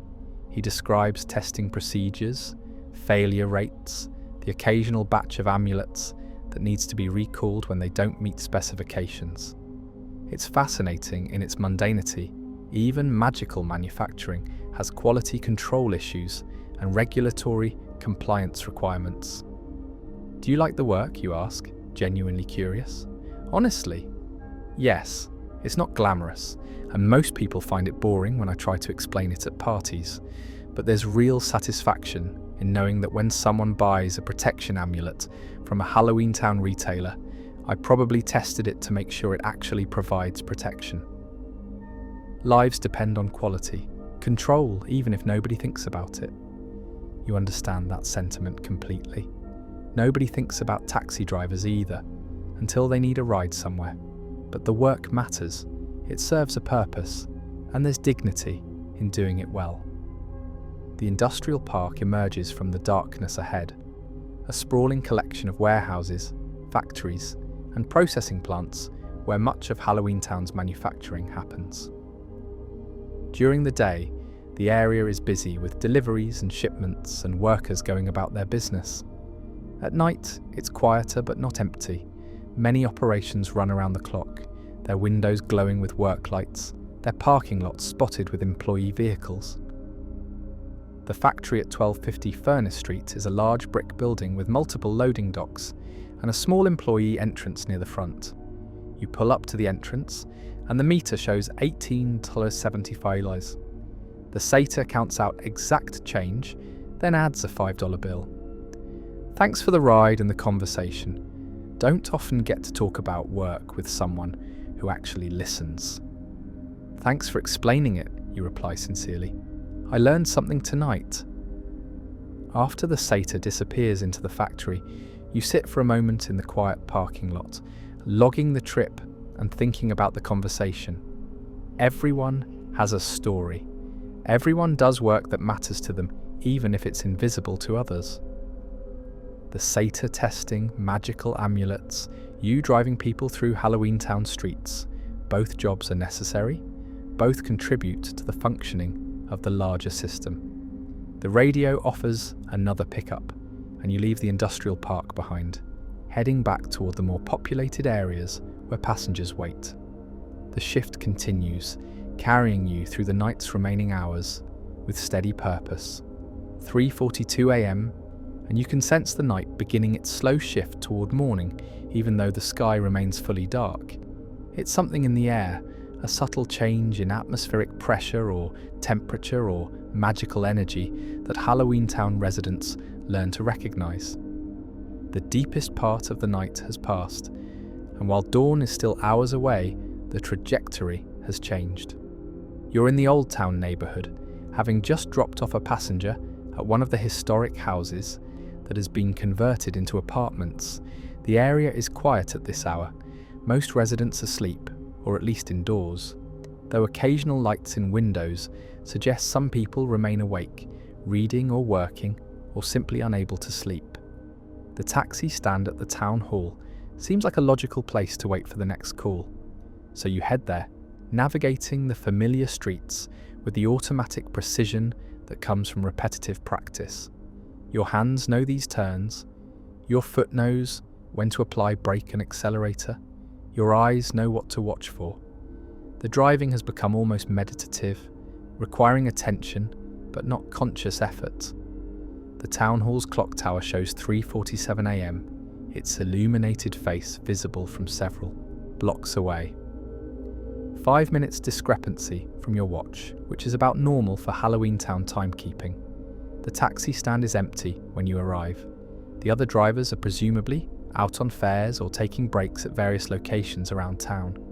You pull into the first position and shift to park, leaving the engine running for the heater. The night has grown noticeably colder in the past hour, autumn asserting itself against the lingering warmth of October days. The heater's steady flow of warm air makes the taxi's interior comfortable, and you settle in to wait, knowing that the pre-dawn hours sometimes bring a final surge of activity as night shift workers head home and early shift workers head to their jobs. The logbook shows you've taken 14 fares so far tonight, a respectable number that should produce good earnings for the shift. The trip sheet is filling up with entries, each one representing someone who needed to get somewhere and chose your taxi to take them there. The math adds up satisfactorily. Between fares and tips, you're having a profitable night. Your thermos is empty now. The last of the coffee consumed hours ago, but you're not particularly tired. The night shift has its own energy, a particular alertness that kicks in once you adjust to being awake when your body thinks you should be sleeping. You've learned to work with your circadian rhythm rather than against it, accepting that night driving requires different management of energy and attention than day work. Through the windshield, you watch a delivery truck rumble past, probably heading to one of the bakeries or restaurants that receive their supplies during the pre-dawn hours. The driver raises a hand in greeting, recognizing a fellow night worker, and you return the gesture. There's a fellowship among people who work while others sleep, a mutual understanding of what the hours require. The radio has been quiet for several minutes, suggesting that all available taxis currently have fares or are between assignments. Then it crackles. All taxis, be advised that we're entering the early morning transition period. Expect increased activity as night shift ends and day shift begins. It's Morticia's voice, though she sounds more tired now than she did at the start of your shift. She's been managing dispatch for the same 8 hours you've been driving, directing traffic and solving problems, and maintaining the system that keeps taxis moving efficiently across town. Her work is invisible to passengers, but essential to operations. A figure emerges from a side street and approaches the taxi stand. Your first fare from this location. He's a ghost, semi-transparent in the way that ghosts are, dressed in old-fashioned clothes that suggest he's been haunting Halloweentown for quite some time. He drifts up to your passenger window and makes a polite knocking gesture, though his spectral knuckles can't actually make sound against the glass. You unlock the doors, and he phases through the body of the taxi rather than opening the door, a ghost habit that still makes you flinch slightly, even after 3 years of driving in Halloweentown. He settles into the back seat, or rather, settles into the approximate position where someone solid would sit. "Good morning," you say, because it's close enough to morning to warrant the greeting. "Where can I take you?" "The old cemetery, please," the ghost replies, his voice hollow and echoing slightly. "The eternal rest section near the Founders Monument." The cemetery is about 15 minutes away, a destination you've taken many passengers to over the years. It's one of Halloweentown's largest and oldest burial grounds, acres of tombstones and monuments, and mausoleums stretching across rolling hills. The Eternal Rest section is the original cemetery, dating back to the town's founding, where many of Halloweentown's first residents are buried. You engage the meter and pull away from Town Hall, heading north toward the cemetery. The ghost sits quietly in the back, not speaking, and you don't push conversation. Some passengers want to talk, others prefer silence, and ghosts especially seem to appreciate being treated like anyone else, rather than being asked intrusive questions about their death or haunting. The streets are nearly empty at this hour, just an occasional vehicle passing in the opposite direction. Traffic lights cycle through their patterns for non-existent cars, and you find yourself catching long sequences of green lights that would be impossible during busier hours. The taxi glides smoothly through the sleeping town, carrying its spectral passenger toward the cemetery where he presumably has business or simply wishes to spend time among the graves. The eternal rest, cemetery's iron gates are always open. The dead don't keep business hours, and you turn onto the access road that winds through the grounds. The ghost directs you with occasional, quiet instructions. Left at the mausoleum, straight past the reflecting pool. Yes, just here is fine. You pull over at a small turnout near a section crowded with old tombstones, their inscriptions worn nearly smooth by weather and time. The meter shows 12,000. The ghost produces actual money from somewhere. Ghosts have their ways of managing physical currency and passes you exact change plus a generous tip. Thank you for the ride, he says politely, then phases through the taxi door and drifts off among the tombstones, becoming increasingly transparent until he disappears entirely, whether from distance or by choice you can't tell. You log the trip, sitting for a moment in the quiet cemetery before heading back toward town. The sky's beginning to show the faintest suggestion of colour on the eastern horizon. Not quite dawn, but dawn's first whisper, the promise that night will eventually yield today. 4:53 a.m. and Halloweentown is beginning to wake up. Not everyone, not all at once, but gradually, the early risers, the morning shift workers, the people whose schedules require them to be functional before dawn. You can see it in the increasing traffic, the lights coming on in windows, the delivery trucks making their rounds. You're parked at the Whichway Boulevard taxi stand, third in line behind two other taxis whose drivers are napping or reading, or otherwise occupying themselves while waiting for fares.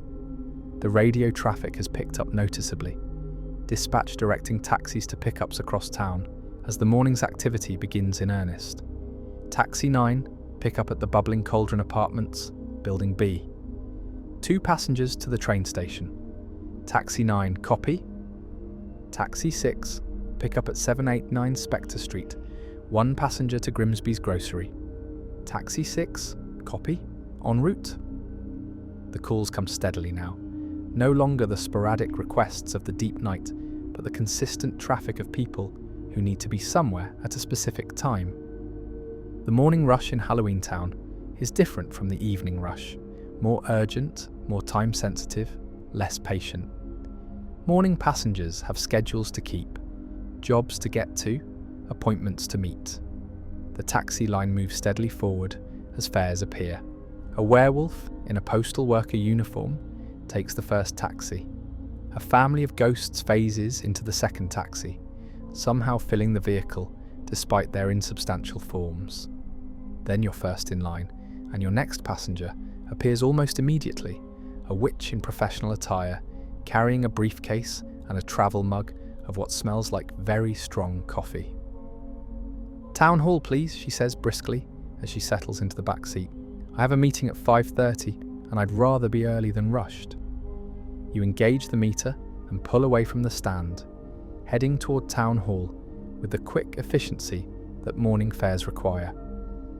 The witch is already checking her phone, scrolling through messages and making small typing gestures that suggest she's responding to emails. She's clearly in work mode, focused and purposeful. The drive to town hall takes 8 minutes in light traffic, and you don't attempt conversation. She's obviously busy, and interrupting would be intrusive.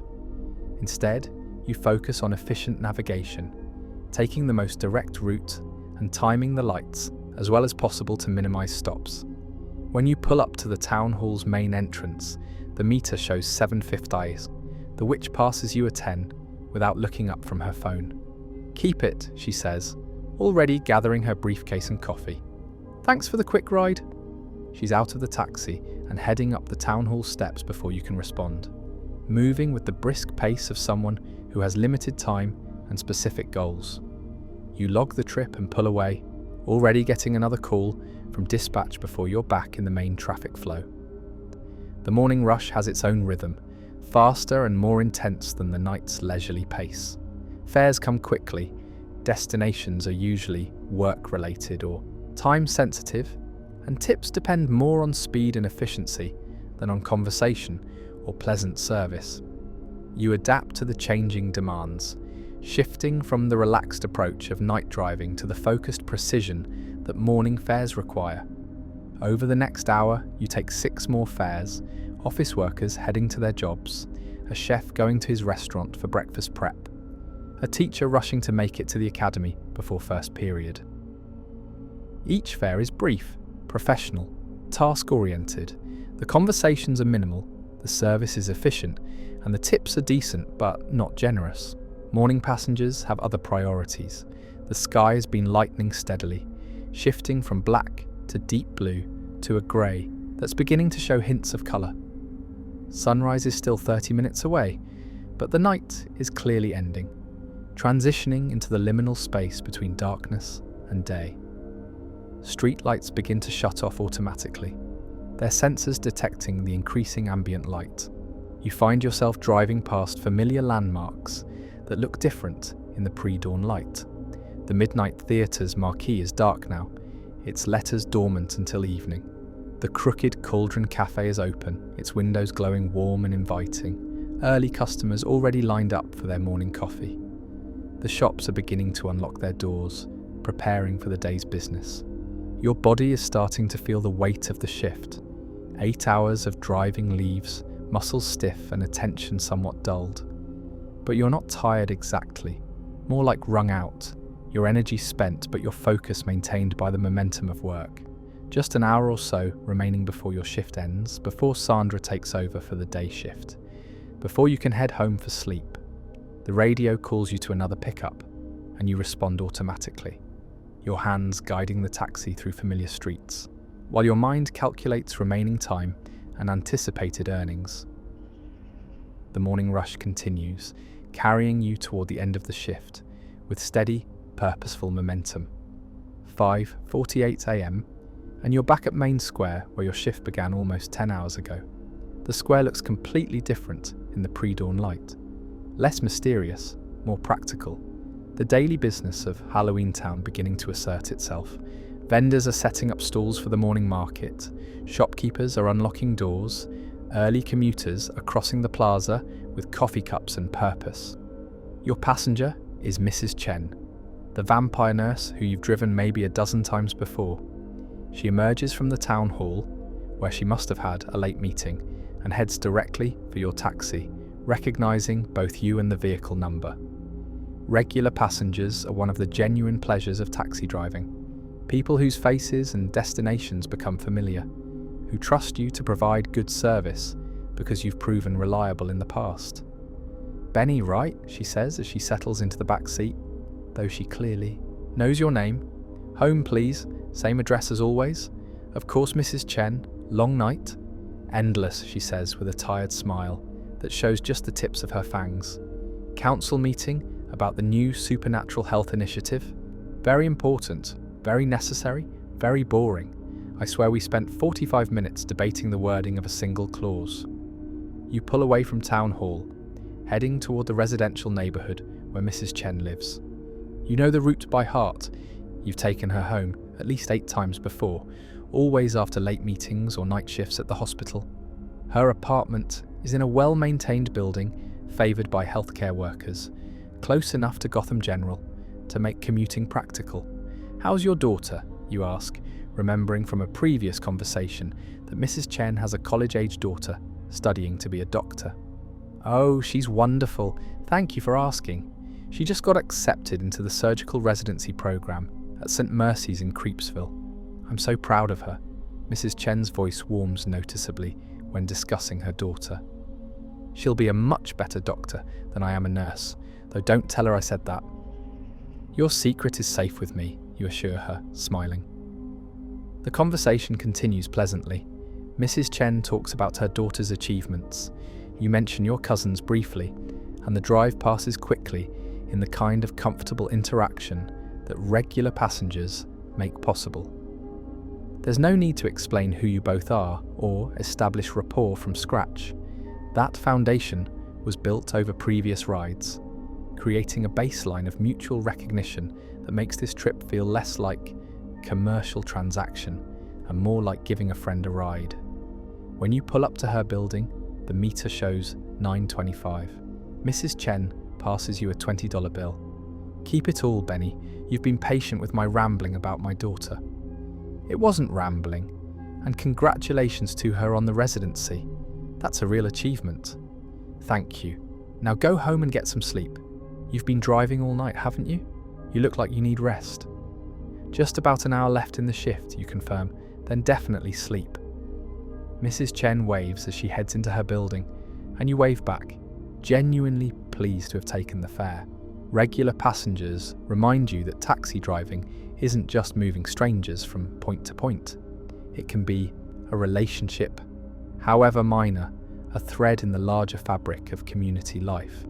You log the trip with the substantial tip, bringing your night's earnings to a very respectable total. The shift is winding down, and you're entering the final stretch before handoff to the day shift driver. The radio crackles. "Taxi 7, if you're ready, we have one more pickup before your shift ends. Phantom Station, passenger going to the depot. Could work as your final run back." You consider briefly. You could decline and head straight to the depot for shift change.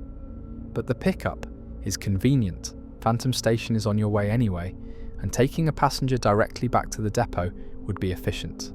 Plus, ending the shift with one more fare feels right, completing the circle of the night's work. "Taxi 7 copy, I'll take it. En route to Phantom Station." One more fare, one more passenger, one more contribution to the night's total. Then rest, well earned and deeply needed. Phantom Station looks different in the early morning light. Its neon less dramatic, its canopy less mysteriously glowing. The station is busy with the morning rush, vehicles fueling up before commutes, travellers stopping for coffee and breakfast before hitting the road. You pull up to the passenger waiting area, where a goblin in a mechanic's coveralls stands with a small duffel bag. "You heading to the taxi depot?" he asks as he approaches, and you nod confirmation. "Perfect, I'm starting the morning shift there, and my car's in the shop. This saves me a bus ride." He settles into the back seat with the comfortable familiarity of someone who's taken many taxi rides, and you recognise him after a moment. It's Boris, one of the depot mechanics who services the fleet. You've talked to him before when dropping off Taxi 7 for scheduled maintenance. "Boris, right?" you say, pulling away from the station. "Didn't recognise you at first without grease on your hands?" Boris laughs, a guttural sound that's characteristic of goblin vocal cords. "Yeah, I clean up okay when I'm not elbow deep in an engine. How's 7 treating you? Any issues I should know about?" "She's been perfect all night," you report honestly. "Ran smooth, no problems, everything working exactly as it should. Though there's still that slight pull to the left that's been there for a while." "Yeah, we're scheduled to look at that next week. Probably just needs an alignment adjustment, nothing major, but good to know it hasn't gotten worse." Boris pulls out a small notebook and makes a note. "I'll check the tyre pressure this morning too. Make sure everything's balanced properly." The drive to the depot takes about 12 minutes, through neighbourhoods that are now fully awake and preparing for their day. School buses are beginning their routes, delivery trucks are making their morning rounds, and the general hum of daytime activity is building steadily. You and Boris talk shop, vehicle maintenance, the peculiarities of keeping a taxi fleet running in Halloweentown's magical atmosphere, the challenges of parts availability for older vehicles like Taxi 7. It's pleasant conversation, two professionals discussing the practical details of work they both understand and take seriously. "You know," Boris says as you approach the depot, "you're one of the few drivers who consistently keeps their taxi clean and reports problems promptly. Makes my job easier when drivers actually pay attention to their vehicles." "Just seems like common sense," you reply. "Taking care of the taxi means it takes care of me." You'd be surprised how many people don't see it that way. Treat the taxis like rental cars, like someone else's problem. Boris shakes his head. But you night shift drivers tend to be better about it. Maybe because you spend more time with the vehicles, develop more of a relationship with them. You pull into the depot's parking lot, where the day shift taxis are already beginning to arrive, and night shift vehicles are returning from their hours on the road. The lot is busy with drivers coming and going, mechanics beginning their day's work, and the general organised chaos of a shift change in progress.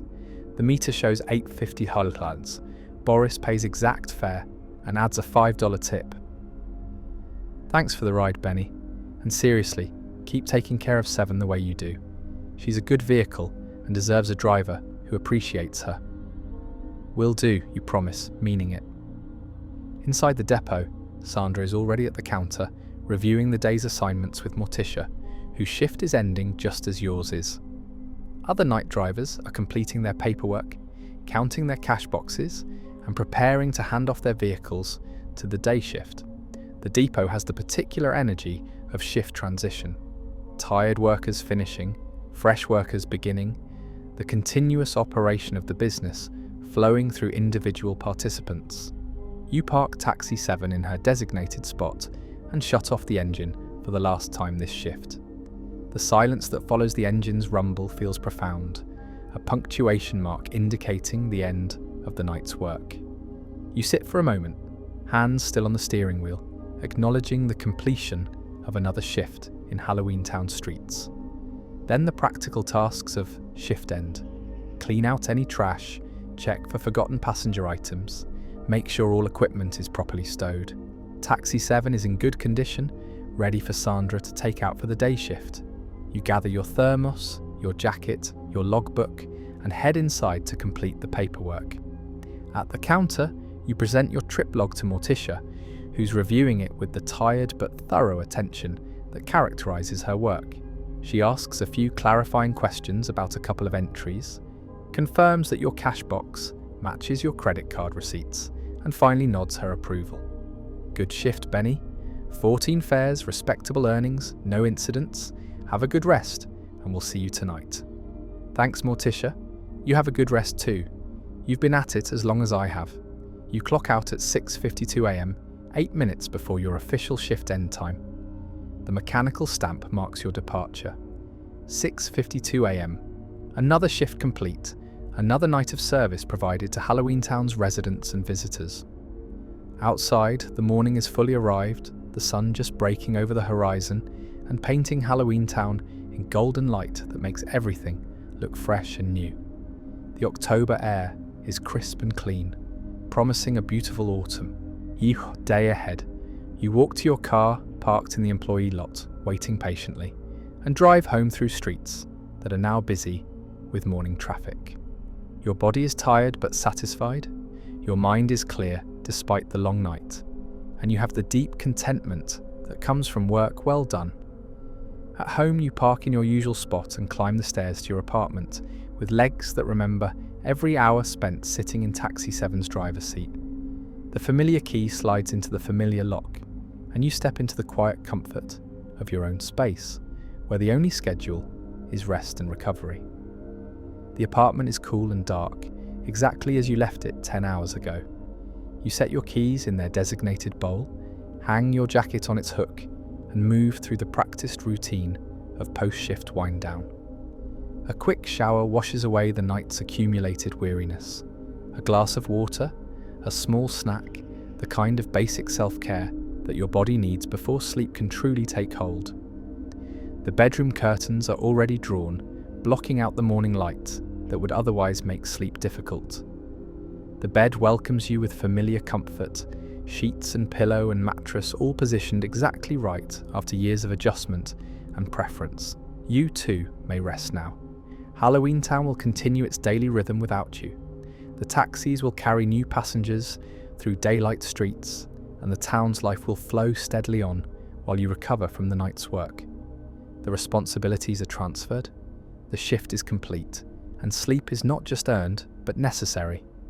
May your dreams be as smooth as Taxi 7's engine, as steady as the meters counting, as reliable as the dispatch radio's guidance.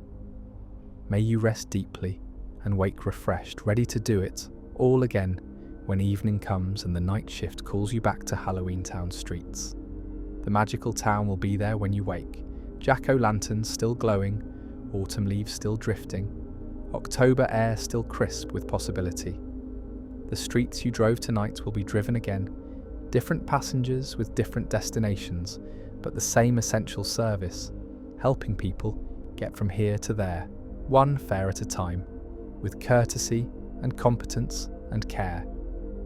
Sleep now, taxi driver. Let the memories of the shift fade into comfortable rest. The conversations with passengers, the navigation of familiar streets, the satisfaction of work steadily performed. All of it settles into the peaceful background of accomplished labour, the kind that lets you rest with the knowledge that you've contributed something useful to the world. In a town where every day is Halloween, where the impossible is ordinary and the magical is mundane, someone still needs to drive the taxi. Someone needs to navigate the winding streets, to know the shortcuts and the traffic patterns, to provide reliable service, regardless of whether the passenger is human or goblin or ghost. And sometimes, during the quiet October nights when the season is at its peak and the town is most alive with autumn magic, that someone is you. But not now. Now is for rest, for recovery, for the deep sleep that comes after honest work, honestly done. Let the weight of the night's miles settle over you like a comfortable blanket. Let the memory of Taxi 7's steering wheel guide your hands in dreams, where you navigate roads that exist only in sleep. Let the radio's gentle static become the white noise that carries you deeper into rest. The jack-o'-lanterns of Halloweentown keep their eternal vigil, their carved faces watching over a magical town that never quite stops being Halloween. The streets wind through neighbourhoods, both familiar and strange, carrying stories and secrets and the simple traffic of daily life. And the taxis continue their rounds, day shift now, driven by others who take their turns at the wheel. But your turn is complete, your shift is done, your service has been rendered, and now, with the sun climbing higher over Halloweentown's Victorian rooftops and Gothic spires, you have earned the right to rest. Good night, Benny. Good night, taxi driver. Good night, faithful servant of Halloweentown's transportation needs. May your sleep be as peaceful as the quiet hours between fares, as comfortable as Taxi 7's worn leather seats, as restorative as a full tank of gas at the start of a new shift. Sleep well and dream of ordinary work in extraordinary places, of simple service in magical settings, of the satisfaction that comes from doing your job well in a town where the strange and the mundane live side by side in comfortable coexistence. The shift is over. The night is complete. Rest now and let Halloweentown watch over your dreams. Good night.